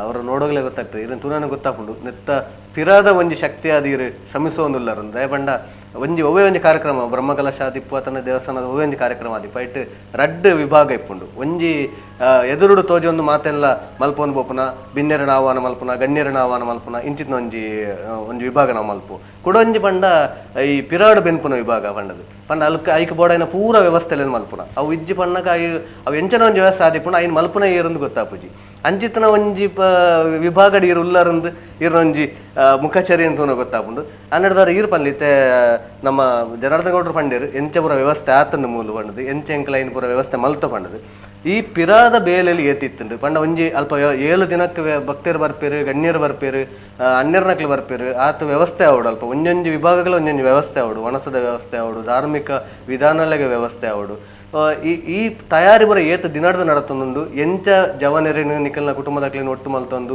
ಈ ಕೆಲಸನ ಮಲ್ತೊಂದುಲ್ಲಾರು ನೆತ್ತ ಬಗ್ಗೆ ಒಂಚೂರು ವಿವರ ಪಂಡ ಗೊತ್ತಾಪುಂಡ ಐತ ಆ ಪಿರಾದ ಬೆಂತನ ಆ ಒಂದು ಭಂಗ ಏತುಂಡು ಅನ್ಪನ ಒಂಜಿ ವಿಚಾರ ಎಂಕ್ಲೆಗಳ ಗೊತ್ತಾಪುಂಡು ಅನ್ನಡದರ ವಿಚಾರಣೆ ಎಂಕ್ಲೆ ಪನ್ಲೆ ಒಂಜಿ ಮೂಜಿ ತಿಂಗಳು ದುಂಬು ಕಸ್ರೋಡ್ಗು ಹೋದು 12 ಈ ಇನ್ನೇನು ಭಾಗವತ ಸಪ್ತಾಹ ಮಲ್ಪೊಂಡು ಇಂಚೆ ಮಲ್ಪೊಡಿ 12 ಪೂರ ಕೇಂಡ ಆತು ಬರ್ದು ಕಣಗಾರ ಬಾರಿ ಸಿಂಪಲ್ ಅದು ಎಂಕ್ಲು ಸಿಂಪಲ್ ಉಡಿತ್ತ ಒಂಜಿ 100 ಜನ ತಗೊಳ್ಳ 5 ದಿನಕ್ಕೂ ಬರ್ಪುನ ಲೆಕ್ಕ ಮಲ್ಪುಗ ಬಂಡದೊಂದು ಒಂಜಿ ಇತ್ತುಂಡು ಅಂಚ ಬೊಕ್ಕ ತುನಕ ಎಂಕಲ್ನ ಕುಟುಂಬಡು 115 ಇಲ್ಲು ಕುಟುಂಬಡು ಉಂಡು ಸಾಧಾರಣ ಒಂಜಿ 80 ಇಲ್ಲು ಗ್ರಾಮ ಬೈಲಿಡು ಉಂಡು ಅಂಚ ಪೂರ ಲೆಕ್ಕ ಪಾಡ್ದನಗ ಒಂಚದೆನ್ನು ಒಂಚೂರು ಒಂತೆ ಮಾಂತೆರೆಗ್ಲ ಪಂಡದು ಊರುನು ಪೂರ ಲೆತ್ತದು ಮಲ್ಪುಗ ಪಂಡ್ಪುನ ಒಂಜಿ ನಿರ್ಣಯ ಮಲ್ತ ಎಂಕ್ಲ ಆತ ಬರ್ತಗೋ ಒಂಜಿ ಕಮಿಟಿಡ್ ಮಾತ ಎಡ್ಡೆ ಸ್ಟ್ರಾಂಗ್ ದಕ್ಲು ಮಾತ ಎಡ್ಡೆ ಬೆಣ್ಪುನಕ್ಲು ಪೂರ ತಿಕ್ಕೇರು ಎಡ್ಡೆ ಅಂಚ ಮಾಂತೆರ್ನ ಸಹಕಾರ ಕೊರಿಯೇರು ಸಹಕಾರ ಕೊಡ್ದು ಮುರಾಣಿ 21 ತಾರೀಕು ದಾನಿ ಒಂದು ಗೊಣೆ ಮುಹೂರ್ತ ಚಪ್ಪರ ಮುಹೂರ್ತ ಒಂದು ಪೂರ ಮಲ್ತ ಅಲ್ಲಿ ನಾವು ಜನ ಪೂರ ಸೇರಿದು ಮಾತೆಲ್ಲ ಕಾರ್ಯಕರ್ತೆಯರ್ನಕ್ಕೆಲ್ಲ ಪೂರ ಸೇರಿಯರು ಪೂರ ಮಲ್ತನ ಗ್ರಾಮ ಕುಟುಂಬ ಪೂರ ಸೇರಿದು ಚಪ್ಪರ ಪೂರ ಪೂರ ಮಲ್ತ ನಾನು ಎಲ್ಲಂಜಿ 27ಗೆ ಹೊರೆ ಕಾಣಿಕೆ ಪೂರ ಬರ್ಪಣ ಮಾಡೋದು ಮಲ್ತದ್ದು ಅಂಚೆ ಅಲ್ಪ ಐತೆ ಬಣ್ಣಗ 1,000 ಜನಕ್ಕೆ ಮುಟ್ಟ ದಿನ ಪ್ರತಿದಿನ ಸೇರ್ಬೇರು ಅನ್ಪನ ಒಂಜಿ ನಿರೀಕ್ಷೆ ಉಂಡು ನಿರೀಕ್ಷೆ ಇತ್ತಲ್ಲ ಅಲ್ಪ ಜಾಗದ ವ್ಯವಸ್ಥೆ ಪೂರ ಆವೋಡು ಇನ್ನೇನು ಮತ್ತು ಆಲೋಚನೆ ಮಲ್ಪನಾಗ ಅಲ್ಪ ಭಾರಿ ಕಮ್ಮಿ ಜಾಗದಲೆಗ ತೋಜಿಂಡು ಅಂಚೆ ಇತ್ತಿನ ಅಲ್ಪ ಪೂರ ಅಂತ ಜಾಗ ಎಡ್ಡೆ ಒಂದು ಪೂರ ಮಲ್ತದ್ದು ಜಾಗ ಜಾಸ್ತಿ ಮಲ್ತದ್ದು ಜಾಗ ಮಲ್ತ ಇತ್ತೆ ಸಾಧಾರಣ ಒಂಜಿ ಭಾಗವತಕ್ಕೆ ಏನಾರು ಕುಳ್ಳುನಕ್ಲಿಗೆ ಕೊಂಡದು ಒಂಜಿ 4,000-5,000 ಸ್ಕ್ವೇರ್ ಫೀಟ್ ಮುಟ್ಟ ಶೀಟು ಪಾರ್ದು ವ್ಯವಸ್ಥೆ ಮಲ್ತದ ಅಂಚನೆ ಪಾಕಶಾಲೆಗಳ ಬೋಡ್ತಿನ ವ್ಯವಸ್ಥೆ ಪಾಕಶಾಲೆ ಮಲ್ತ ಬೊಕ್ಕ ಬತ್ತಿನ ಭಕ್ತರಿಗೆ ಅನ್ನ ಸಂದರ್ಪಣೆಗೆ ಬೋಡೋದು ಸಾಧಾರಣ ಒಂಜಿ 4,000 ಸ್ಕ್ವೇರ್ ಫೀಟ್ ಸಾಮಿಯಾನ ಪಾಡ್ದು ರೆಡಿ ಮಲ್ತೊಂದು ಇಲ್ಲ ಅಂಚೆ ದಿನಕ್ಕೊಂಜಿ 1,000 ಜನ ಸೇರ್ನ ನಿರೀಕ್ಷೆ ಉಂಟು ಇತ್ತದ ಅಂದು ತೂನಾಗ ಮಾತೆಲ್ಲ ಒಂಜಿ ಎಡ್ಡೆ ದೆಟ್ಟು ಉಳ್ಳೇರು ಬರ್ಪುನ ಹುಮ್ಮಸ್ಸು ಕುತೂಹಲ ಉಂಟು ದಾಯ್ತ ಪ್ರೋಗ್ರಾಮ್ ಅಂದು ಇತ್ತೆ ಅವೇಗೆ ನಿತ್ತೆ ಈತನೆಟ್ಟದ ನಿಕಲ್ನ ತಯಾರಿ ಆಂಡ್ ಇತ್ತೆ ನನ್ನ 7 ದಿನದ ಕಾರ್ಯಕ್ರಮ ಅಲ್ಪ ಒಂಜಿ ಸ್ವಯಂ ಸೇವಕರ ದಂಡು ಬೋರ್ಡ್ ಹಾಕೊಂಡು ಒಂಜಿ ಬೆನ್ಪುನ ಜವನಿಯರ್ನ ಒಂಜಿ ದಂಡು ಬೋರ್ಡ್ ಹಾಕೊಂಡು ನೆನ್ನೆ ಎಂಚ ರೆಡಿ ಮಾಡ್ತಾರೆ ಆ ಟೀಮ್ ಎಂಚ ಉಂಡಲ್ಪ ಅಂತ ಇಕ್ಲಿತ್ತೆ ಪಂಡ ಒಂಜಿ ದಿನಕ್ಕೂ ಒಂಜೊಂಜಿ ಭಾಗದ ಎಂಗ್ಲ ಕುಟುಂಬದ ಒಂಜಿ 5 ಭಾಗ ಅಂದ್ಮಂಡದು ಉಂಡು ಬೊಕ್ಕ ಅಂಚನೆ ಗ್ರಾಮ ಬೈಲು ಎಂಕಲ್ನ ಬೈಲುಂಡು ಅಂಚ ಒಂಜೊಂಜಿ ದಿನಕ್ಕೂ ಒರಿಗೆ ಜವಾಬ್ದಾರಿ ಕೊಡೋದು ಒಂಜಿ 30-40 ಜನನು ನಮ್ಮ ಸ್ವಯಂ ಸೇವಕರಾತು ಇದು ಒಣಸ್ದಲ್ಪ ಬತ್ತಿನಕ್ಲೇನು ವಾರೀತಿಡು ಸ್ವಾಗತ ಮಲ್ಪೋಡು ಅಕ್ಲೇನು ಇಂಚೆ ಕಡಪರೋಡು ಅಕ್ಲೆಗೆ ಒಣಸು ಕೊಡ್ದು ಅಕ್ಲೆ ಕೊರ್ತು ಬಡ್ದು ಚಾಯ ತಿಂಡಿ ಪೂರ ಮಲ್ಪೆರೆ ಉಂಡು ಅಂಚೆ ಅವೇನು ಪೂರ ಮಲ್ಪೆರೆ ಕೊಂಚ 30 ಜನದ ತಂಡ ಮಲ್ತದ ಅಂಚೆ ಮಾಂತೇರ್ಲೈಕ್ ಒಪ್ಪದು ಎಡ್ಡೆ ಸಹಕಾರ ಕೊಡೋದಿಲ್ಲ ಅಂತ ಐತೊಂಜಿ ನೇತೃತ್ವ ನಿರ್ವಹಿಸೋ ಒಂದು ಆ ಒಂಜಿ ವ್ಯವಸ್ಥೆಗಳಿಗೆ ಒವ್ವೇ ರೀತಿಯ ತೊಂದರೆ ಅವನ ಲೆಕ್ಕಲ್ಲಿ ಆಯ್ತ ನೇತೃತ್ವ ಇರುಲಾರಂದು ಹಾಗೆ ನಾನೀಗ ಜನಾರ್ದನ ಗೌಡ್ರ ಹತ್ರ ಒಂದು ವಿಷಯ ಕೇಳೋದಾದ್ರೆ ಇದರಲ್ಲಿ ಸಭಾ ಕಾರ್ಯಕ್ರಮದ ಅಂಶ ಇಲ್ಲ ಅಂತ ನೀವು ಈಗಾಗಲೇ ಹೇಳಿದ್ರಿ. ಏನಿದ್ರು ಇಲ್ಲಿ ಧಾರ್ಮಿಕ ವಿಧಿವಿಧಾನ ನಡೀತಾ ಇರ್ತದೆ, ಅದಕ್ಕೆ ಸಂಬಂಧಪಟ್ಟದ್ದೇ ಆಚರಣೆಗಳು ನಡೀತಾ ಇರ್ತದೆ. ಆದರೂ ಕೆಲವು ಗಣ್ಯರು ಬರೋ ನಿರೀಕ್ಷೆ ಇದೆ. ಉದಾಹರಣೆ ಕಾವಂದ್ರು ಬರ್ಬೋದು, ಆಮೇಲೆ ಧರ್ಮಪಾಲನ ಸ್ವಾಮಿಗಳು ಬರ್ಬೋದು, ಅಥವಾ ಇನ್ಯಾರಾದರೂ ಗಣ್ಯರು 7 ದಿವಸಗಳಲ್ಲಿ ಕೆಲವರು ಕೇಳಿ ಬರುವವರು ಇದ್ದಾರೆ, ಏನೋ ಒಂದು ವಿಶೇಷವಾದ ಕಾರ್ಯಕ್ರಮ ನಡೀತಾ ಇದೆ ಅಂತೇಳಿ. ಹೀಗೆ ಬಂದಾಗ ಅಲ್ಲಿಯ ವ್ಯವಸ್ಥೆಗಳು ಹೇಗಿರ್ತದೆ ಅಂತ ಈಗ ನಾವು ಈಗಾಗಲೇ ಒಂದು ಸಮಿತಿಯಲ್ಲಿ ನಿರ್ಣಯ ಮಾಡಿದ್ದೇವೆ. ನಾವು ಸ್ಥಳೀಯವಾದಂಥ ನಮ್ಮ ಶಾಸಕರಿಗೆ ಸಚಿವರಿಗೆ ನಾವು ಆಮಂತ್ರಣ ನೀಡಿದ್ದೇವೆ. ಸ್ಥಳೀಯ ಶಾಸಕರಾದಂಥ ನಮ್ಮ ಪುತ್ತೂರಿನ ಶಾಸಕರಿಗೂ ಬೆಳ್ತಂಗಡಿ ಶಾಸಕರಿಗೆಲ್ಲ ಆಮಂತ್ರಣ ನೀಡಿದ್ದೇವೆ. ಅವರು ಕಾರ್ಯಕ್ರಮ ಬರ್ತಾರೆ. ಪೂಜ್ಯ ಕಾವಂದರು ಒಂದು ದಿನ ಕಾರ್ಯಕ್ರಮಕ್ಕೆ ಬರ್ತೇನೆ ಅನ್ನುವಂಥದ್ದು ನಮಗೆ ಭರವಸೆ ಕೊಟ್ಟಿದ್ದಾರೆ. ಮತ್ತು ಧರ್ಮಪಾಲನ ಸ್ವಾಮೀಜಿಯವರು 2ನೇ ತಾರೀಕು ಅಂದರೆ ರುಕ್ಮಿಣಿ ಕಲ್ಯಾಣೋತ್ಸವ ದಿನ ಬರ್ತಾರೆ. ಆ ದಿನ ಬಂದಾಗ ನಾವು ಅವರ ಆಶೀರ್ವಚನ ಕೇಳಬೇಕನ್ನುವಂಥದ್ದು ನಮಗೂ ಎಲ್ರಿಗೂ ಕಾತರ ಇರುವಂಥದ್ದು. ಅವರ ಪಾದಸ್ಪರ್ಶ ಆದರೆ ನಮಗೆ ಪರಮ ಪುಣ್ಯ ಒಂದು ಆಲೋಚನೆಯಲ್ಲಿ ಆ 2 ನಮ್ಮ ಗಣ್ಯರಿಗೆ ಅಂದರೆ ಪೂಜ್ಯರಿಗೆ ನಾವು ಪ್ರವಚನ ಆಶೀರ್ವಚನ ನೀಡಲಿಕ್ಕೆ ಅವಕಾಶ ಇದೆ. ಬಾಕಿ ಎಲ್ಲ ಅತಿಥಿಗಳು ಬಂದರೆ ಅವರನ್ನು ಉಪಚರಿಸಿ ಅವರಿಗೆ ಉಪಹಾರದ ಸಮಯದಲ್ಲಿ ಉಪಹಾರ, ಅನ್ನದಾನದ ಸಮಯದಲ್ಲಿ ಅನ್ನದ ಕೊಟ್ಟು ಪ್ರಸಾದ ಕೊಟ್ಟು ಕಳಿಸುವಂಥ ವ್ಯವಸ್ಥೆಗಳು ನಾವು ಮಾಡ್ತೇವೆ ಅನ್ನೋಂಥದ್ದು ತೀರ್ಮಾನ ಮಾಡಿದ್ದೇವೆ. ವ್ಯವಸ್ಥೆಗಳು ಆಗ್ತವೆ. ಇದು ಪಾರಾಯಣ ನಡೆಯುವಂಥದ್ದು ನಿರಂತರವಾಗಿ, ಪ್ರವಚನ ನಡೆಯುವಂಥದ್ದು ನಿರಂತರವಾಗಿ ಆಗ್ತದೆ. ಈಗ ನಾನು ಮತ್ತೆ ನಮ್ಮ ಆಚರಣೆಯ ಭಾಗಕ್ಕೆ ಬರೋದಂತಾದರೆ, ಇದರಲ್ಲಿ 1ನೇ ತಾರೀಕಿಗೆ ಇದು ಶ್ರೀಕೃಷ್ಣ ಜನ್ಮೋತ್ಸವ ಮತ್ತು ತೊಟ್ಟಿಲು ಸೇವೆ ಅಂತೇಳಿ ಇದರಲ್ಲಿ ಒಂದು ಅಂಗ ಇದೆ. ಈಗ ಸಾಮಾನ್ಯವಾಗಿ ಶ್ರೀನಿವಾಸ ಕಲ್ಯಾಣ ಅನ್ನುವಂಥದ್ದು ಹಲವಾರು ಕಡೆಗಳಲ್ಲಿ ನಡೀತಾ ಇರ್ತದೆ. ತಿರುಪತಿಯಿಂದ ಅದನ್ನು ಬಂದು ಅವರು ಅದನ್ನು ನಡೆಸ್ತಾರೆ. ಈ ರುಕ್ಮಿಣಿ ಕಲ್ಯಾಣೋತ್ಸವ ಮತ್ತು ಈ ತೊಟ್ಟಿಲು ಸೇವೆ ಇಂಥದ್ದು ಭಾರಿ ಅಪರೂಪ. ಇದರ ಹಿನ್ನೆಲೆ ಏನು ಮತ್ತು ಆಚರಣೆ ಹೇಗೆ ಅಂತೇಳಿ ಅಂದರೆ, ಈ ಶ್ರೀಮದ್ ಭಾಗವತ ನಾನು ಮೊದಲೇ ಹೇಳಿದ ಹಾಗೆ ಮಹಾವಿಷ್ಣುವಿನ ದಶಾವತಾರಗಳ ವರ್ಣನೆ ಇರುವಂತಹದ್ದು ಅಂತ ನಾನು ಹೇಳಿದೆ. ಅದರಲ್ಲಿ ಕೃಷ್ಣಾವತಾರದ ಘಟ್ಟ ಅನ್ನುವಂಥದ್ದು ಬಹಳ ಪ್ರಮುಖವಾದ್ದು. ಮತ್ತು ಕೃಷ್ಣಾವತಾರ ಅನ್ನುವಂಥದ್ದು ಪೂರ್ಣವಾದ ಅವತಾರ ಅಂತ ಲೆಕ್ಕ. ಉಳಿದದ್ದೆಲ್ಲ ಪರಶುರಾಮ ಅವತಾರದಲ್ಲಿ ಅಂಶ ಅವತಾರ ಹೀಗೆಲ್ಲ ಬರ್ತದೆ. ಕೃಷ್ಣಾವತಾರ ಪೂರ್ಣವಾಗಿ ಭಗವಂತ ಅಲ್ಲಿ ಅನೇಕ ಲೀಲೆಗಳನ್ನು, ಅವನ ದೈವಲೀಲೆಯನ್ನು ಭೂಮಿಯಲ್ಲಿ ಮಾನವನಾಗಿ ತೋರಿಸಿದಂತಹ ಅವತಾರ. ಬಹಳ ಬಾಲ್ಯದಲ್ಲಿಯೇ ಒಂದು ಶಕಟಾಸುರನನ್ನು ಕೊಂದದ್ದು ಅಥವಾ ಪೂತನಿಯ ಮೋಕ್ಷ ಕೊಟ್ಟಂತಹದ್ದೆಲ್ಲ ನೋಡಿದರೆ ಆ ಕೃಷ್ಣಾವತಾರ ಬಹಳ ಮುಖ್ಯ ಮತ್ತು ಜನರಿಗೆ ಅತ್ಯಂತ ಆಪ್ಯಾಯಮಾನವಾಗುವಂಥ ಒಂದು ಅವತಾರ ಅದು. ಹಾಗಾಗಿ ಈ ಕೃಷ್ಣಾವತಾರವನ್ನು ನಾವು ಕೃಷ್ಣನೇ ಅಲ್ಲಿ ಹುಟ್ಟಿದ ಅನ್ನುವ ರೀತಿಯಲ್ಲಿ ಭಕ್ತರು ಸಂಭ್ರಮಿಸುವ ಒಂದು ಅವಕಾಶ ಉಂಟು. ಅಂದರೆ ಕೃಷ್ಣನ ಕಥೆ ಆಗ್ತದೆ. ಕೃಷ್ಣ ಹೇಗೆ ಹುಟ್ಟಿದ ದೇವಕಿಯ ಗರ್ಭದಲ್ಲಿ, ಆಗ ಸೆರೆಯಲ್ಲಿದ್ದ ಅನ್ನುವಂಥದ್ದೆಲ್ಲ ವಿವರಣೆ ಆಗ್ತಾ ಇದ್ದ ಹಾಗೆ ಅಲ್ಲಿ ಕೃಷ್ಣನ ಜನನ ಆಯಿತು ಅನ್ನುವುದನ್ನು ನಾವು ರೂಪಕದ ರೀತಿ ಅದರಲ್ಲಿ ಕೃಷ್ಣನ ಮೂರ್ತಿಯನ್ನು ಅನಾವರಣ ಮಾಡುವಂತಹದ್ದು ಮತ್ತೆ ತೊಟ್ಟಿಲಲ್ಲಿ ಮಲಗಿಸಿ ತೂಗುವಂತಹದ್ದು ಸಾಯಂಕಾಲ ಸಮಯದಲ್ಲಿ ಆಗುವ ಕಾರಣ ಸ್ವಲ್ಪ ಪ್ರವಚನದ ಕೊನೆಯಲ್ಲಿ ಅದನ್ನು ಮಾಡುವ ಹಾಗೆ ಯೋಜನೆ ಇರುವಂತಹದ್ದು.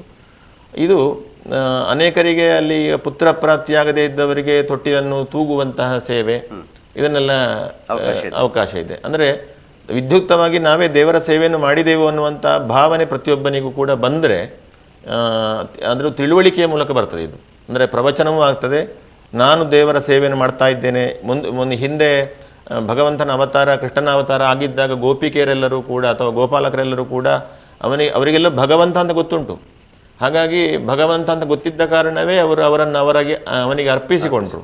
ಎಲ್ಲ ಏನಿದ್ರೂ ಕೂಡ ಅವನು ಬೆಣ್ಣೆಯನ್ನು ಕೂಡ ಅವನಿಗಾಗಿ ತಕ್ಕೊಂಡು ಹೋಗಿ ಸಮರ್ಪಿಸ್ತಾ ಇದ್ರು, ಅಥವಾ ಕದ್ದರೂ ಕೂಡ ಅದು ಅವರಿಗೆ ಸಂತೋಷವೇ ಆಗ್ತಾ ಇತ್ತು.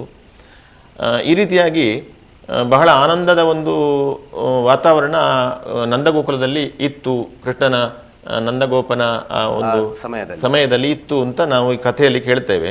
ಅದೇ ವಾತಾವರಣವನ್ನು ಪುನಃ ಮತ್ತೊಮ್ಮೆ ನಾವು ಈಗ ಅನುಭವಿಸುವುದಾದರೆ, ಹೀಗೆ ಕೃಷ್ಣ ಜನ್ಮೋತ್ಸವವನ್ನು ಮಾಡಿ ಅನುಭವಿಸುವುದು, ಅದೇ ರೀತಿ ರುಕ್ಮಿಣಿ ಕಲ್ಯಾಣವು ಕೂಡ ಹಾಗೆ ನಡೆಯುತ್ತದೆ.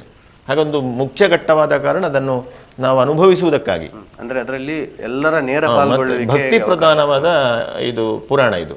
ಹಾಗಾಗಿ ಜನರು ಭಕ್ತಿ, ಜ್ಞಾನ, ಕರ್ಮ ಈ ಮೂರರ ಮೂಲಕವಾಗಿ ಬದುಕಬಹುದು ಅಥವಾ ಭಗವಂತನನ್ನು ಕಾಣಬಹುದು. ಜ್ಞಾನದ ಮೂಲಕವಾಗಿ ಕಾಣಬಹುದು, ಮತ್ತೆ ಕರ್ಮದ ಮೂಲಕವಾಗಿ ಕಾಣಬಹುದು, ಭಕ್ತಿಯ ಮೂಲಕ. ಆದರೆ ಭಕ್ತಿ ಅನ್ನುವಂಥದ್ದು ಎಲ್ಲರಿಗೂ ಸುಲಭ ಅಂತ ಹೇಳ್ತಾರೆ. ಭಕ್ತಿ ಅನ್ನುವಂಥದ್ದು ಬಹಳ ಸುಲಭ. ಏನು ಭಕ್ತಿಯ ಸ್ವರೂಪ ಏನು ಅಂತ ಕೇಳಿದರೆ, ಭಗವಂತನಲ್ಲಿ ಅತೀವವಾದಂತಹ ಪ್ರೇಮವನ್ನಿಟ್ಟು ವ್ಯವಹರಿಸುವುದು ಅಂತ. ಅದು ಬಹಳ ಕಷ್ಟ, ಸಮರ್ಪಣಾ ಭಾವ. ಯಾಕೆಂತಂದರೆ ಈಗ ಒಂದು ಮೂರ್ತಿ ಅಂತ ಹೇಳಿದ ಕೂಡಲೇ ಮೂರ್ತಿಯ ಬಗ್ಗೆ ಅದು ಬೇರೆ ಅನ್ನುವಂಥ ಭಾವ ಇರ್ತದೆ. ಆದರೆ ಅದನ್ನು ಬೇರೆ ಅಂತ ಇರುವಂತಹ ಭಗವಂತ ನನಗೆ ಬಹಳ ಆತ್ಮೀಯ ಅಂತ ನೋಡುವುದು ಹೇಗೆ ಅಂತ ಕೇಳಿದರೆ, ನನಗೆ ಹಸಿವಾದರೆ ನಾನೇನು ಮಾಡ್ತೇನೆ, ಅಥವಾ ನನ್ನ ಮನೆಗೆ ಬಂದ ಅತಿಥಿಗೆ ಹಸಿವಾದರೆ ನಾನೇನು ಮಾಡ್ತೇನೆ? ಮೊದಲಾಗಿ ಅವನಿಗೆ ಕಾಲು ತೊಳೆಯೋದಕ್ಕೆ ನೀರು ಕೊಡ್ತೇನೆ, ಅಥವಾ ಅವನಿಗೆ ಸ್ನಾನ ಆಗಬೇಕು ಅಂದರೆ ಅದಕ್ಕೆ ವ್ಯವಸ್ಥೆಯನ್ನು ಮಾಡ್ತೇನೆ, ಬಾಯಾರಿಕೆ ಇದ್ದರೆ ಪಾನೀಯ ಕೊಡ್ತೇನೆ. ಹೀಗೆ ಇಂತಹ ಒಂದು ವಿಧಾನವನ್ನು ನಾವು ಭಗವಂತನಿಗಾಗಿ ಮಾಡುವುದಾದರೆ ಹೇಗೆ ಮಾಡಬಹುದು ಅಂತ ಅದನ್ನು ಬಹಳ ಪ್ರೀತಿಯಿಂದ ಮಾಡಬಹುದಾದಂತಹ ಸ್ವರೂಪವೇ ಭಕ್ತಿ. ಆ ಭಕ್ತಿಯೇ ವರ್ಣನೆ ಇರುವಂಥದ್ದೇ ಭಾಗವತದಲ್ಲಿ ಅಂತ. ಸೊ ಈ ರೀತಿಯಾಗಿ ಆ ಕಾರ್ಯಕ್ರಮಗಳು ನಿರಂತರವಾಗಿ ನಡೀತಾ ಹೋಗ್ತವೆ ಅನ್ನುವಂಥದ್ದು. ಹಾಗೆ ಈಗ ನಾವು ಮುಕ್ತೇಶ್ವರ ಹತ್ರ ಇನ್ನೊಂದು ಮಾತು ಕೇಳ್ತೇನೆ. ನೀವು ಈಗಾಗಲೇ ಹೇಳಿದ್ರಿ, ಬಹಳ ತಲೆತಲಾಂತರಗಳಿಂದ ಇದ್ದಂಥ ಒಂದು ನಿಮ್ಮ ಪರಂಪರೆ ಈಗ ಒಂದು ದೊಡ್ಡ ಕಾರ್ಯಕ್ಕೆ ನೀವೆಲ್ಲ ಕೈ ಹಾಕಿದ್ದೀರಿ, ಅದರ ಒಂದು ಪ್ರೇರಕ ಶಕ್ತಿಯಾಗಿ ನೀವಿದ್ದೀರಿ. ಎಷ್ಟರ ಮಟ್ಟಿಗೆ ಈ ಕಾರ್ಯಕ್ರಮ ಎಲ್ರಿಗೂ ಮುಟ್ಟಿ ಮತ್ತು ನೀವೇನೋ ಉದ್ದೇಶ ಇಟ್ಕೊಂಡಿರ್ತೀರಿ, ಅದು ಪಾಪ ದೋಷ ನಿವಾರಣೆ ಇರ್ಬೋದು, ಅಥವಾ ನಿಮ್ಮ ಕುಟುಂಬದ ಉನ್ನತಿ ಇರ್ಬೋದು, ಆರೋಗ್ಯ ಭಾಗ್ಯದ ಇದು ಇರ್ಬೋದು. ಸೊ ಇದೆಲ್ಲ ನಿಮಗೆ ಎಷ್ಟರ ಮಟ್ಟಿಗೆ ಇದು ಯಶಸ್ವಿ ಆಗ್ತದೆ, ನನಗೆ ಇದರ ಫಲ ಸಿಗ್ತದೆ, ನಮ್ಮ ಕುಟುಂಬಕ್ಕೆ ಇದರ ಫಲ ಸಿಗ್ತದೆ ಅನ್ನುವಂಥ ವಿಶ್ವಾಸ ನಿಮಗಿದೆ ಅಂತ ಏನಂತೇಳಿದರೆ, ಇದು ಇವರು ಹೇಳಿದರು ಮುರಳೀಕೃಷ್ಣ ಅವರು.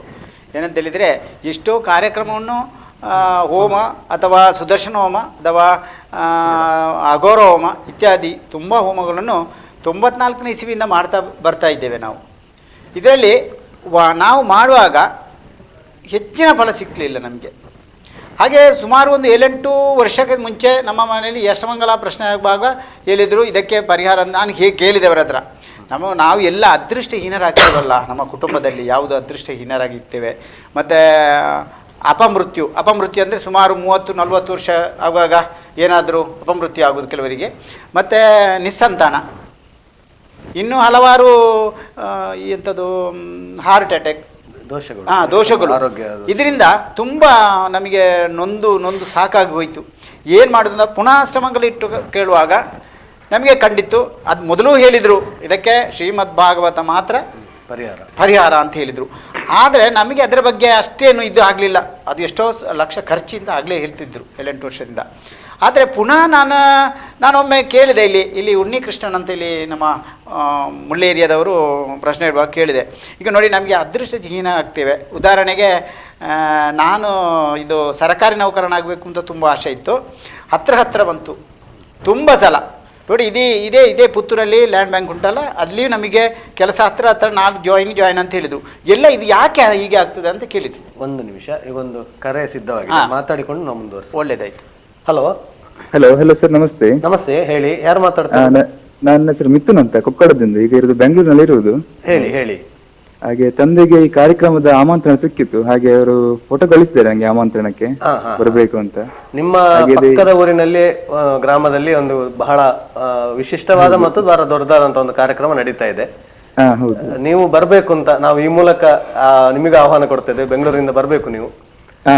ಏನು ಹೇಳಲಿಕ್ಕೆ ಇಷ್ಟಪಡ್ತೀರಿ ಕಾರ್ಯಕ್ರಮ? ಈ ಕಾರ್ಯಕ್ರಮದಲ್ಲಿ ನಾವು ಭಾಗವಹಿಸಿದ್ರೆ ನಮಗೆ ಹೇಗೆ ಅದರ ಪುಣ್ಯ ಸಿಗ್ತದೆ ಅಂತ ಒಂದು ಕೇಳ್ಬೇಕಿತ್ತು. ಅದನ್ನು ನಮ್ಮ ವೇದಮೂರ್ತಿ ಮುರಳೀಕೃಷ್ಣ ಭಟ್ ಅವರೀಗ ನಿಮಗೆ ಹೇಳ್ತಾರೆ.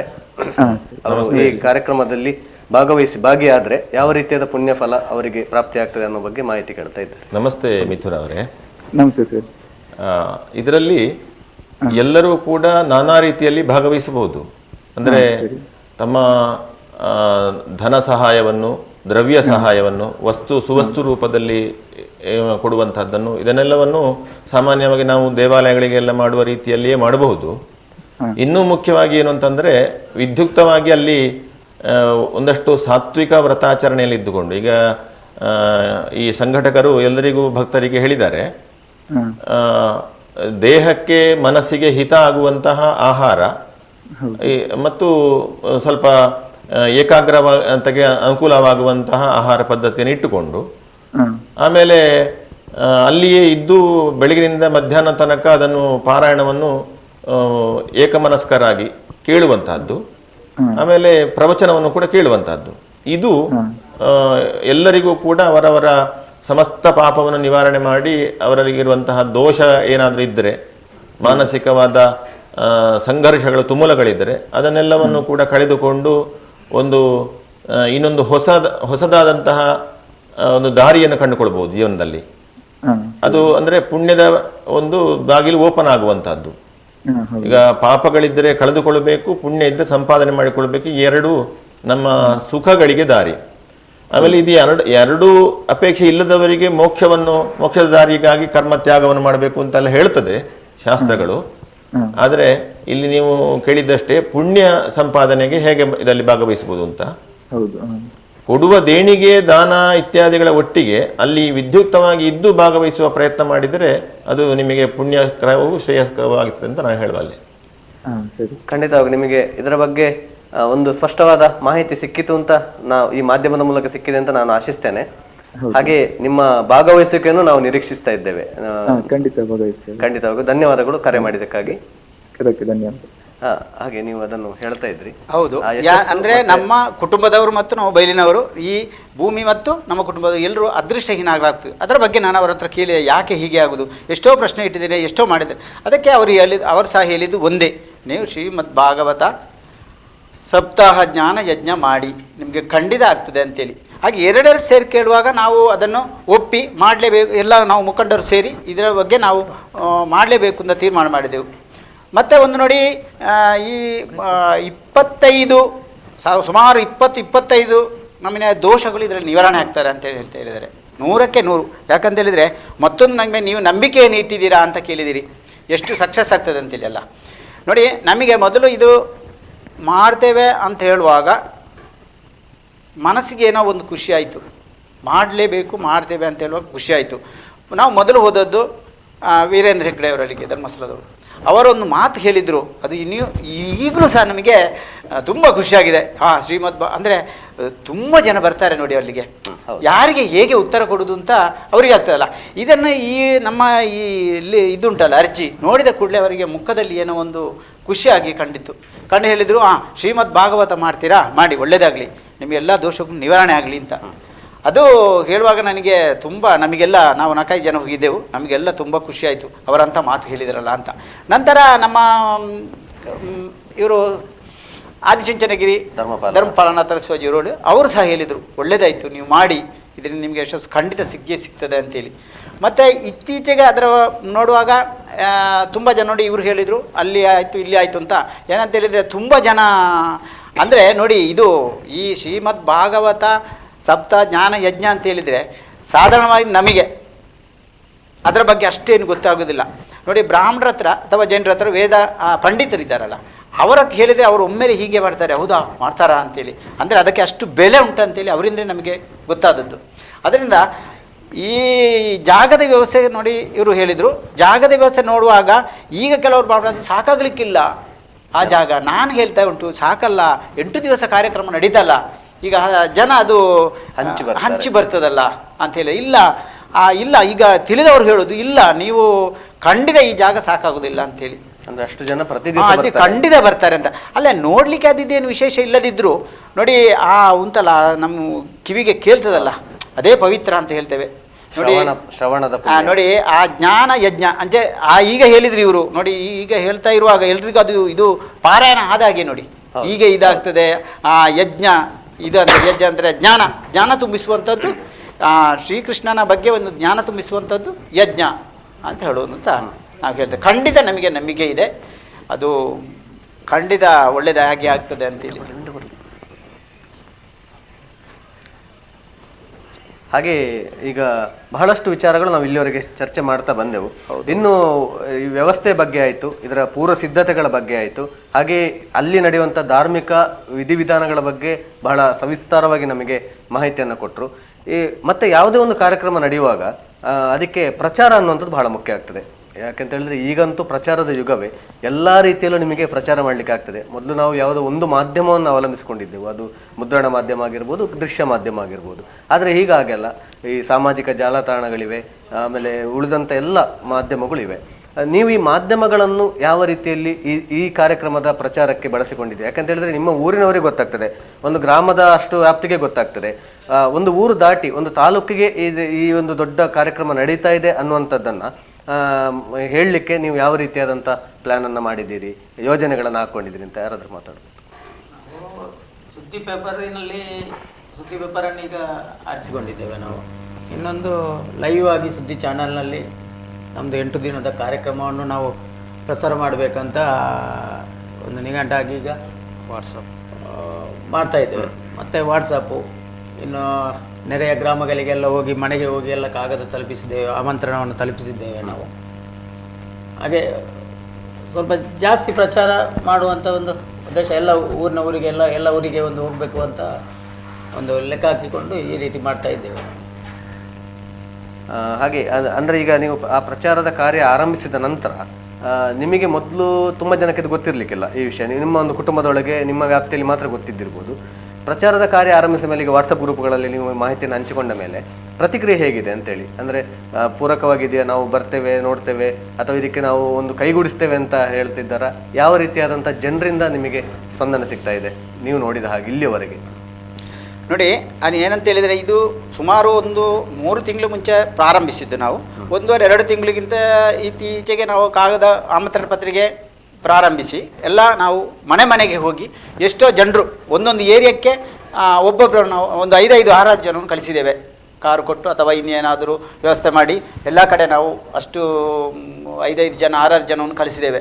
ಈಗಾಗಲೇ ಎಲ್ಲ ಸಾಧಾರಣವಾಗಿ ಬೆಳ್ತಂಗಡಿ ತಾಲೂಕು ಅಥವಾ ಪುತ್ತೂರು, ಕಡಬ, ಸಾಧಾರಣವಾಗಿ ಎಲ್ಲ ಕಡೆ ಗುತ್ತಿನ ಮನೆತನಕ್ಕೆ, ಮತ್ತು ಹೆಚ್ಚು ನಾವು ಜನಿವಾರ ಹಾಕಿದವರು ಅಂತ ಹೇಳೋದು. ಹಾಗಂತ ಹೇಳಿದರೆ ನಾವು ಜ್ಞಾನಿಗಳು ಅಂತೇಳಿ, ಆ ಜ್ಞಾನಿಗಳ ಮನೆಗೆ ಮತ್ತು ಬಳ್ಳಾಕ್ಲು ಅಂತ ಹೇಳ್ತೇವೆ ಜೈನರ ಮನೆಗೆ, ಇಂಥವರ ಆಗಮನ ಆದಷ್ಟು ನಮಗೆ ಅದು ತುಂಬ ಪವಿತ್ರತೆ ಬರ್ತದೆ ಅಂತ ನಮ್ಮ ನಂಬಿಕೆ. ತಂತ್ರಿಗಳು ಅಥವಾ ಇನ್ನು ದೇವಸ್ಥಾನಕ್ಕೆ ಪೂಜೆ ಮಾಡುವಂಥವರು ಅಥವಾ ಒಂದು ದೇವಸ್ಥಾನದ ಆಡಳಿತದಾರರು ಅಥವಾ ಒಂದು ಗ್ರಾಮ ದೈವದ ಆಡಳಿತದಾರರು, ಹಾಗಂತ ಹೇಳಿದರೆ ಕೆಲವರು ಹೇಳ್ಬೋದು ಅವರೇ ಎಲ್ಲ ಪುಣ್ಯವಂತರಲ್ಲ, ಹಾಗೇನಲ್ಲ. ಅಂದರೆ ಅವರಿಗೊಂದು ಪ್ರಾಧಾನ್ಯತೆ ಇರ್ತದೆ ನೋಡಿ. ಯಾವ ಹುದ್ದೆಗೂ ದೊಡ್ಡ ಹುದ್ದೆಗೆ ಬರಬೇಕು ಅಂತಾದರೆ ಅವರು ಯಾವುದೋ ಒಂದು ಪುಣ್ಯದ ಫಲ ಇರಲೇಬೇಕಲ್ಲ. ಅಂಥವರು ನಮ್ಮ ಕಡೆ ಬಂದರೆ ಬಾಕಿದವರು ಪುಣ್ಯ ಇಲ್ಲ ಅಂತ ಅರ್ಥ ಅಲ್ಲ. ಅಂಥವರು ನಮ್ಮ ಮನೆಗೆ ಬಂದು ಈ ಪೂಜಾ ಕಾರ್ಯದಲ್ಲಿ ಭಾಗವಹಿಸಿದರೆ ನಮಗೆ ಎಷ್ಟೋ ಪುಣ್ಯ ಅಥವಾ ಈ ಸಕ್ಸಸ್ ಆಗುದಂತ ಹೇಳಿದ್ರೆ, ಇಂಗ್ಲೀಷಲ್ಲಿ ಹೇಳೋದಾದ್ರೆ ಸಕ್ಸಸ್ ಅಂತ ಹೇಳ್ತೇವೆ, ಈ ಕಾರ್ಯಕ್ರಮ ಯಶಸ್ವಿ ಆಗ್ತದೆ. ಇದು ಖಂಡಿತ ಯಶಸ್ವಿ 100ಕ್ಕೆ 100 ಆಗ್ತದೆ ಅಂತ ನಂಬಿಕೆ ಇದೆ. ಆದರೆ ಈಗ ಸಾಧಾರಣ ಸುಧಾರಿಸಿಕೊಂಡು ಹೋಗುವುದೇ ಅದು ದೊಡ್ಡ ವಿಷಯ. ಆದರೆ ನಾವು ಹೇಳಿದೆ ಎಲ್ಲ ದೇವರಿದ್ದಾರೆ, ಸುಧಾರಿಸ್ಕೊಂಡು ದೇವರು ಹೋಗ್ತಾರೆ. ನಮ್ಮ ಮನೆಯಲ್ಲಿ ಎಷ್ಟೋ ವರ್ಷದ ಕಾರ್ಯಕ್ರಮ ನಡೀತಾ ಇದೆ, ಯಾವುದು ನಮಗೆ ಹಿಂದೇಟು ಹಾಕಲಿಲ್ಲ. ಅದರ ನಂಬಿಕೆ. ನೀವು ಆಗ ಕೇಳಿದ ಪ್ರಶ್ನೆಗೆ ದೈವದ ಜಾಗದಲ್ಲಿ ನಡೆಯುವಂತ ಕಾರ್ಯಕ್ರಮ. ದೈವದ ಜಾಗ ಯಾವುದು ನೋಡಿದ್ರು ವಿಶೇಷತೆ ಗೋಳಿತೊಟ್ಟಲ್ಲಿ ನಮ್ಮ ಪೆರಣ ಮನೆಯಲ್ಲಿ ಭಂಡಾರದ ಮನೆಯಲ್ಲಿ ಸಕ್ಸಸ್ ಆಗೇ ಆಗ್ತದೆ, ಯಶಸ್ವಿ. ಮತ್ತು ನಮ್ಮ ಗೋಳಿತೊಟ್ಟಲ್ಲಿ ಯಾವ ಕಾರ್ಯಕ್ರಮ ಇಟ್ಕೊಳ್ಳಿ, ಶಾಲೆಯಲ್ಲಿ ಆಗಲಿ ಅಥವಾ ಭಜನಾ ಮಂದಿರದ ಕಾರ್ಯಕ್ರಮದಲ್ಲಿ ಆಗಲಿ, ಅಂದರೆ ಈ ಗ್ರಾಮ ದೈವದ ಒಂದು ಜಾಗ ಅಂತ ಅರ್ಥ, ಅದರ ಆಡಳಿತಕ್ಕೆ ಬರುವಂಥ ಜಾಗ. ಅಷ್ಟು ಈ ಕಾರ್ಯಕ್ರಮ ಯಾವುದೂ ಹಿಂದೇಟು ಹಾಕಲಿಲ್ಲ. ಅಂದ್ರೆ ನಿಮ್ಮ ಪ್ರಯತ್ನವನ್ನ ಸಂಪೂರ್ಣವಾಗಿ ಅದು ಮಾಡಲೇಬೇಕಲ್ಲ, ಫಲ ಇನ್ನು ಈಗ ಹೇಗೆ ಸಿಗ್ತದೆ ಅನ್ನುವಂಥದ್ದು ನಿಮ್ಮ ವಿಶ್ವಾಸ ಇದೆ ಅಂತ. ಹೌದು. ಈಗ ನಾವು ಕಾರ್ಯಕ್ರಮದ ಒಂದು ಕೊನೆ ಹಂತಕ್ಕೆ ಬಂದಿದ್ದೇವೆ. ಹಾಗೆ ಇಲ್ಲಿ ನಮಗೆ ಈ ಕಾರ್ಯಕ್ರಮದಲ್ಲಿ ಒಂದು ಪ್ರಧಾನ ಪಾತ್ರವನ್ನು ವಹಿಸಿರುವಂತಹ ಶೇಖರ್ ಗೌಡ ಅವರು ನಮ್ಮ ಜೊತೆ ಇದ್ದಾರೆ. ಒಂದು ಸಂಕ್ಷಿಪ್ತವಾಗಿ ಇಷ್ಟು ತುಂಬಾ ವಿಷಯನ ಹಂಚಿಕೊಂಡ್ರು, ಒಂದು ನಿಮ್ಮ ಮಾತಿನಲ್ಲಿ ಒಂದು ಹೇಳೋದಾದ್ರೆ ಕಾರ್ಯಕ್ರಮದ ಬಗ್ಗೆ. ಸುದ್ದಿ ಬಳಗದ ಎಲ್ಲರಿಗೂ ನನ್ನ ನಮಸ್ಕಾರಗಳು ಹಾಗೂ ಇಲ್ಲಿ ಕರೆದಂದು ಕುತೂಹಲಿಸಿದ್ದಕ್ಕೆ ನನ್ನ ಧನ್ಯವಾದಗಳನ್ನು ಹೇಳ್ತೇನೆ. ನನಗೆ ಈ ಯಜ್ಞ ಸಮಿತಿಯಲ್ಲಿ ಒಂದು ಸಣ್ಣ ಒಂದು ಆರ್ಥಿಕ ಸಮಿತಿಯ ಸಂಚಾಲಕರನಾಗಿ ನೇಮಕ ಮಾಡಿದೆ. ಅದಕ್ಕೆ ಸರಿಯಾಗಿ ನಾನು ಸ್ಪಂದಿಸುತ್ತಾ ನಾವು ಪ್ರತಿ ಮನೆಗೂ ಮನೆಗೆ ಹೋಗಿ ಈ ನಾವು ಮಾಡಿದಂಥ ಪತ್ರಿಕೆಯನ್ನು ಕೊಟ್ಟು ಬಂದಿದ್ದೇವೆ. ಆದರೆ ಕೆಲವರು ಅಲ್ಲಿಯೇ ಹಣಕಾಸಿನ ವಿಷಯದಲ್ಲಿ ಸ್ವಲ್ಪ ಕೊಟ್ಟಿರುತ್ತಾರೆ, ಆದರೂ ಕೂಡ ನಾವು ಹೋದಾಗ ಅವರ ಕೈಯಲ್ಲಿ ಹಣ ಇರುವುದಿಲ್ಲ. ಆಗ ನಾವೊಂದು ಮಾತು ಹೇಳ್ತಿದ್ದೆವು, ನಿಮ್ಮ ಹತ್ರ ಹಣ ಈಗ ತೊಂದರೆ ಇಲ್ಲ, ನೀವು ಬನ್ನಿ, ಯಾಗ 7 ದಿವಸ ಇದೆ, 7 ದಿವಸದಲ್ಲಿ 1 ದಿವಸ ಆದರೂ ಬಂದು ಭಾಗವಹಿಸಿ, ಹಾಗೆಯೇ ದೇವರ ಕೃಪೆಗೆ ಪಾತ್ರರಾಗಿ, ಅಲ್ಲಿ ಸೇವೆಗಳು ತುಂಬ ಇದೆ, ಇದು ಖರ್ಚು ಅಷ್ಟಿದೆ, ಆಗ ಒಂದು ಸೇವೆ ಮಾಡಿಸಿದ್ರೂ ಆಯಿತು, ನಮ್ಮ ಯಜ್ಞಕ್ಕೆ ಹಣಕಾಸು ಬಂದಾಗೂ ಆಯಿತು, ಪುಣ್ಯ ನಿಮಗೆ ಸಿಗೋನು ಆಯಿತು ಅಂತ ಹೇಳ್ಬಿಟ್ಟು ಬಂದಿದ್ದೇನೆ. ಹಾಗೆ ಸಾಧಾರಣ ಇದಕ್ಕೆ ಅಂದಾಜು ಇವರ ಪ್ರಕಾರ 12 ಲಕ್ಷವರೆಗೆ ಬರ್ತಂತ ಹೇಳ್ತಾರೆ. ಆಗ ಅದೆಲ್ಲ ಕ್ರೋಢೀಕರಣ ನನ್ನ ತಲೆ ಮೇಲೆ ಇದೆ. ಆದರೆ ನನ್ನ ತಲೆ ಅಂತಲ್ಲ, ಎಲ್ಲ ಸಮಿತಿಯವರು ಇದ್ದಾರೆ. ಅದು ಕೂಡ ನಿಮ್ಮ ಮುಂದಾಳತ್ವ ಜವಾಬ್ದಾರಿ ಕೊಟ್ಟ ನಂತರ ನನಗೂ ಸ್ವಲ್ಪ ಇದಿದೆ. ಆಗ ಎಲ್ಲ ವಿಷಯಕ್ಕೂ ಅವರು ಹಾಗೆ ನಾವೀಗ ಕಾರ್ಯಕ್ರಮದ ಒಂದು ಕೊನೆ ಹಂತಕ್ಕೆ ಬಂದಿದ್ದೇವೆ. ಈಗ ನಾವು ಒಡೆ ಪೌಡ್ರಿ ಈರ್ ಪನ್ಲೆ ಇತ್ತಿನಟ ಈರ್ ಪೂರ ಪಂಡರ್ ವ್ಯವಸ್ಥೆಯಲ್ಲಿ ಪೂರ ಆತಂಡು ಒಂಜಿ ತಂಡಲ ಪೂರ ಸಿದ್ಧ ಉಂಡು ಒಂಜಿ ನಮ್ಮ ಲೈವ್ ತೂಪುನಕ್ಲೆಗ್ ಊರ ಪರ ಊರ ಮಾತ ಕಡೆಕ್ಲಿ ಒಂಜಿ ಲೈವ್ ರೀಚ್ ಆಪುಂಡು ಅನ್ನಿಡ್ದವರ ಟೋಟಲ್ ಅದು ಜನಕ್ಕಲ ಭಾಗವಹಿಸಿಕೆ ಆ ರೀತಿಯ ಸಹಕಾರನ ನಿಖಲು ಬಯಸುವರು ನಿಖಲ ಕುಟುಂಬಸ್ಥರು ಐನೊಂಜಿ ಈ ಮಾಧ್ಯಮದ ಮೂಲಕ ಇರ್ಪನ್ನೆ. ಊರು ಬೈಲು ಗ್ರಾಮ ಕುಟುಂಬ ಮಾತ ಸೇರೋಡು ಬಂಡದೊಂದು ಫಸ್ಟ್ ಕೊಂಚ ನಿರ್ಧಾರ ಮಾಡ್ತಿಲ್ಲಗೊಂಡೆ ಇತ್ತದೊನಗ ಬಾರಿ ಪಿದ ಇರ್ತಲ್ಲ ಜನ ಬೆಂಬಲ ಉಂಡು ಬರ್ಪೇರು ಅನ್ಪಣ ಒಂಜೊಂದು ಎಂಕ್ಲೊಂಜಿ ಆಶಾ ದಿವಂಗ ಅಂಚ ಮಾಂತೆರ್ಲ ಕಾರ್ಯಕ್ರಮ ಬಲೆ ಎಲ್ಮದಿನೊತ್ತ ಕಾರ್ಯಕ್ರಮ ಉಂಡು ಆ ಕಾರ್ಯಕ್ರಮ ಭಾಗವಹಿಸದು ಆ ದೇವರನ ಪ್ರಸಾದವನ್ನು ದೆತ್ತೊಂದು ಪೋಳೆ ಅನ್ನು ಪಂಡದಂದು ಒಂಜಂಕ್ಲ ಪನೊಳ್ಳೆ. ಈಗ ಕೊನೆಯದಾಗಿ ಸಮಿತಿಯವರು ಒಂದು ಅವರ ಕಾರ್ಯಕ್ರಮದ ಚೌಕಟ್ಟಿನ ಬಗ್ಗೆ ಅದಕ್ಕೆ ಬೇಕಾಗಿರುವಂಥ ಜನರ ಬೆಂಬಲದ ಬಗ್ಗೆ ಹೇಳಿದರು. ನೀವೊಂದು ಇದರ ಆರ್ದ್ವಯವಾಗಿ ಮುಖ್ಯ ಇದರ ಒಂದು ಕರ್ಮಾಂಗ ಭಾಗದಲ್ಲಿ ನೀವು ಒಂದು ಪಾತ್ರವನ್ನು ವಹಿಸುವ ಕಾರಣ ಜನರಿಗೆ ಏನು ಹೇಳಲಿಕ್ಕೆ ಇಷ್ಟಪಡ್ತೀರಿ? ಈ ಕಾರ್ಯಕ್ರಮದ ಬಗ್ಗೆ ಕೊನೆಯದಾಗಿ ನೀವು ಏನು ಹೇಳಲಿಕ್ಕೆ ಇಷ್ಟಪಡ್ತೀರಿ? ಮುಖ್ಯವಾಗಿ ಗೋಳಿತೊಟ್ಟು ಗ್ರಾಮದ ಮತ್ತು ನೆರೆಯ ಗ್ರಾಮಗಳ ಮತ್ತು ಆ ಗ್ರಾಮಗಳಲ್ಲಿ ಇರುವಂತಹ ತಾಲೂಕುಗಳ ಎಲ್ಲ ಭಗವದ್ಭಕ್ತರಿಗೆ ಒಂದು ಬಂದು ಭಾಗವಹಿಸಿ ಅದರಲ್ಲಿ ಶ್ರವಣ ಮಾಡಿ ಅದನ್ನು ಪುಣ್ಯ ಕಥೆಯನ್ನು ಕೇಳಿ ಪುಣ್ಯ ಪಡೆಯುವಂತಹ ಒಂದು ಅಪೂರ್ವ ಅವಕಾಶ. ಯಾಕೆಂತಂದರೆ ನಾವು ಸಮಾಜದಲ್ಲಿ ದಾನಮೇಕಂ ಕಲವುಗಿ ಅಂತ ಹೇಳ್ತಾರೆ. ಅಂದರೆ ಕಲಿಯುಗದಲ್ಲಿ ದಾನ ಮಾಡುವಂತಹದ್ದು ಬಹಳ ಶ್ರೇಯಸ್ಸನ್ನು ಕೊಡ್ತದೆ ಅಂತ. ಈ ಕರ್ಮಾಂಗವಾಗಿ ಅನೇಕರು ಸಹಕಾರವನ್ನು ಮಾಡಿದ್ದಾರೆ, ಇನ್ನು ಮಾಡುವವರು ಇದ್ದಾರೆ. ಇದರ ಜೊತೆಯಲ್ಲಿ ಇದೊಂದು ಜ್ಞಾನ, ಭಕ್ತಿ ಮತ್ತು ಕರ್ಮ ಅನ್ನುವ ಮೂರರಲ್ಲಿ ಈ ಮೂರೂ ಮಿಳಿತವಾಗಿರುವಂತಹದ್ದು. ಅಂದರೆ ದಾನ ಮಾಡುವ ಮೂಲಕ ಕರ್ಮ ಅಲ್ಲಿ ಸೇರಿ ಬಂತು. ಆಮೇಲೆ ಭಗವಂತನ ಗುಣಕೀರ್ತನೆಯನ್ನು ಭಾವಿಸುವ ಮೂಲಕ ಅದಕ್ಕಾಗಿ ಏನಾದರೂ ಅಲ್ಲಿ ಕೂತುಕೊಂಡು ಅದನ್ನು ಕೇಳಿ ಆಮೇಲೆ ಭಜನೆಯನ್ನು ಅಲ್ಲಿ ಭಾಗವಹಿಸಿ, ಪ್ರವಚನದಲ್ಲಿ ಭಾಗವಹಿಸಿ ಅಥವಾ ಸೇವೆಯನ್ನು ಮಾಡುವ ಮೂಲಕ ಅಲ್ಲಿ ಕರ್ಮವೂ ಕೂಡ ಬಂತು. ಆಮೇಲೆ ವಿಚಾರವನ್ನು ಇದರಲ್ಲಿ ಭಾಗವತ ಅಂತಂದರೆ ಕೇವಲ ಮಹಿಮೆ ಅಲ್ಲ, ಇಡೀ ಸಮಾಜದ ಜೀವನ ಹೇಗಿರಬೇಕು, ಧರ್ಮಾಧಾರಿತವಾಗಿ ಹೇಗೆ ಬದುಕಬೇಕು, ಅರ್ಥಕಾಮದ ಸಂಪಾದನೆಯಲ್ಲಿ ಹೇಗೆ ನಿಗ್ರಹ ಇಟ್ಟುಕೊಳ್ಬೇಕು. ಇವತ್ತಿನ ಕಾಲಕ್ಕೆ ಅದು ಬಹಳ ಮುಖ್ಯ. ನಾವು ಸಂಪಾದನೆ ಮಾಡುವುದು ಅನ್ಯಾಯ ಮಾರ್ಗದಿಂದ ಸಂಪಾದನೆ ಮಾಡಬಾರದು, ನ್ಯಾಯ ಮಾರ್ಗದಿಂದ ಸಂಪಾದನೆ ಮಾಡಬೇಕು ಇತ್ಯಾದಿ ವಿಷಯಗಳೇನುಂಟು ಅದೆಲ್ಲವೂ ಕೂಡ ಈಗ ಬಹಳ ಮುಖ್ಯ. ಅದನ್ನು ಇಲ್ಲಿ ಪಡೆಯುವುದಕ್ಕೆ ಅಂದರೆ ಜ್ಞಾನ, ಭಕ್ತಿ ಮತ್ತು ಕರ್ಮ ಈ ಮೂರರಲ್ಲಿ ಭಕ್ತಿಯನ್ನು ಪ್ರಜ್ಞಾಪೂರ್ವಕವಾಗಿ ಪಡೆಯುವುದಕ್ಕೆ ಒಳ್ಳೆಯ ಅವಕಾಶ. ಇದನ್ನು ಅವಕಾಶವನ್ನು ಉಪಯೋಗಿಸಿಕೊಳ್ಳಿ ಅಂತ ಎಲ್ಲ ಭಕ್ತರಿಗೆ ವಿನಂತಿ. ಖಂಡಿತವಾಗ್ಲೂ ಯಾವುದೇ ಒಂದು ಸದುದ್ದೇಶ ಅಥವಾ ಸತ್ಕಾರ್ಯ ಮಾಡಬೇಕಾದ್ರೆ ಅದಕ್ಕೆ ಮೊದಲಿಗೆ ಸಂಕಲ್ಪ ಬೇಕು ಅಂತ ಹೇಳ್ತಾರೆ. ಆ ಸಂಕಲ್ಪಕ್ಕೆ ಪೂರಕವಾಗಿ ಒಂದಷ್ಟು ಒಳ್ಳೆಯ ಮನಸ್ಸುಗಳು ಒಟ್ಟಾಗಬೇಕು. ಹಾಗೆಯೇ ನಮ್ಮ ಈ ಗೋಳಿತೊಟ್ಟಿನ ಪೆರಣ ಭಂಡಾರ ಮನೆಯ ಒಂದು ಕುಟುಂಬಸ್ಥರು ಒಂದು ಸಂಕಲ್ಪವನ್ನು ಮಾಡ್ತಾರೆ. ಇಂತಹ ಒಂದು ಒಂದು ಕಾರ್ಯಕ್ರಮವನ್ನು ಮಾಡಬೇಕು. ಶ್ರೀಮದ್ ಭಾಗವತ ಸಪ್ತಾಹ ಯಜ್ಞ ಅಂದರೆ 7 ದಿನಗಳ ಈ ಒಂದು ಕಾರ್ಯಕ್ರಮವನ್ನು, ಧಾರ್ಮಿಕ ಕಾರ್ಯಕ್ರಮವನ್ನು ತಮ್ಮ ಪುಣ್ಯ ನೆಲದಲ್ಲಿ ಮಾಡಬೇಕು ಅನ್ನೋಂಥ ಒಂದು ನಿರ್ಧಾರವನ್ನು ಮಾಡ್ತಾರೆ. ಅದಕ್ಕೆ ಮತ್ತಷ್ಟು ಒಳ್ಳೆಯ ಮನಸ್ಸುಗಳು ಒಗ್ಗೂಡ್ತಾ ಹೋಗ್ತವೆ. ಈಗ ಎಲ್ಲವೂ ಒಂದು ಪೂರ್ವ ಸಿದ್ಧತೆಗಳು ಎಲ್ಲ ರೀತಿಯಲ್ಲೂ ತಯಾರಾಗಿದೆ. ಇನ್ನೇನು ಒಂದು ವಾರದಲ್ಲಿ ಅಥವಾ ಒಂದು 4 ದಿವಸದಲ್ಲಿ ಈ ಒಂದು ಕಾರ್ಯಕ್ರಮ ಚಾಲನೆ ಪಡ್ಕೊಳ್ಳಿಕ್ಕಿದೆ. ಅಂದರೆ ಅದಕ್ಕೆ ಈ ಒಂದು ಮಾಧ್ಯಮದ ಮೂಲಕವಾಗಿ ಇದನ್ನೊಂದು ಕೇವಲ ಆಮಂತ್ರಣ ಕೊಡುವುದಲ್ಲ, ಇದರ ವಿಶೇಷತೆ ಏನು, ಇದರ ಐತಿಹ್ಯ ಏನು, ಇದಕ್ಕಿರುವಂಥ ಪುರಾಣ ಹಿನ್ನೆಲೆ ಏನು, ಎಲ್ಲ ಮಾಹಿತಿಯನ್ನು ಕೊಡುವ ಜೊತೆಗೆ ಇದಕ್ಕೆ ಎಷ್ಟು ರೀತಿಯಾದಂಥ ಸಿದ್ಧತೆಗಳ ಅಗತ್ಯ ಇದೆ, ಏನೆಲ್ಲ ಅವಶ್ಯಕತೆಗಳಿದೆ, ಇದರ ಮಾಹಿತಿಯನ್ನು ಕೊಟ್ಟಿದ್ದಾರೆ. ಸೊ ಈ ಒಂದು ಲೈವ್ನ ಮೂಲಕ ನಾವೊಂದು ಈ ಶ್ರೀಮದ್ ಭಾಗವತ ಯಜ್ಞದ ಒಂದು ಮಹಾ ಕಾರ್ಯಕ್ರಮದ ಸಮಗ್ರ ಪೂರ್ವ ಚಿತ್ರಣವನ್ನು ನಿಮ್ಮ ಮುಂದೆ ಇಟ್ಟಿದ್ದೇವೆ ಅನ್ನುವಂಥ ಒಂದು ಭಾವನೆ ನಮಗೆ ಮೂಡ್ತಾ ಇದೆ. ಹಾಗೆ ಈ ಕಾರ್ಯಕ್ರಮಕ್ಕೆ ಇವತ್ತು ಬಂದು ಭಾಗವಹಿಸಿದಂಥ ನಿಮಗೆಲ್ಲರಿಗೂ ನಮ್ಮ ಸುದ್ದಿ ಮಾಧ್ಯಮದ ಮೂಲಕ ಪರವಾಗಿ ನಿಮಗೆ ನಾವು ಧನ್ಯವಾದಗಳನ್ನು ಹೇಳ್ತಾ ಇದ್ದೇವೆ. ಹಾಗೆ ಈ ಕಾರ್ಯಕ್ರಮವನ್ನು ವೀಕ್ಷಿಸ್ತಿರುವಂಥ ಎಲ್ಲರಿಗೂ ಈ ಒಂದು ಶುಭ ಕಾರ್ಯಕ್ರಮದಲ್ಲಿ ಭಾಗಿಯಾಗುವ ಮೂಲಕ ನಿಮ್ಮ ಅಲ್ಲಿ ನಿಮ್ಮ ಭಾಗವಹಿಸುವಿಕೆಯನ್ನು ಮಾಡಬೇಕು ಅನ್ನುವಂಥ ಒಂದು ವಿಚಾರವನ್ನು ನಾವು ಸಹ ಈ ಲೈವ್ ಮೂಲಕ ಹೇಳ್ತಾ ಇದ್ದೇವೆ. ಇದಾಗಿತ್ತು ಇವತ್ತಿನ ವಿಶೇಷ. ನಿರಂತರ ಸುದ್ದಿಗಾಗಿ ನೋಡ್ತಾ ಇರಿ ಸುದ್ದಿ ನ್ಯೂಸ್ ಪುತ್ತೂರು. ನಮಸ್ಕಾರ.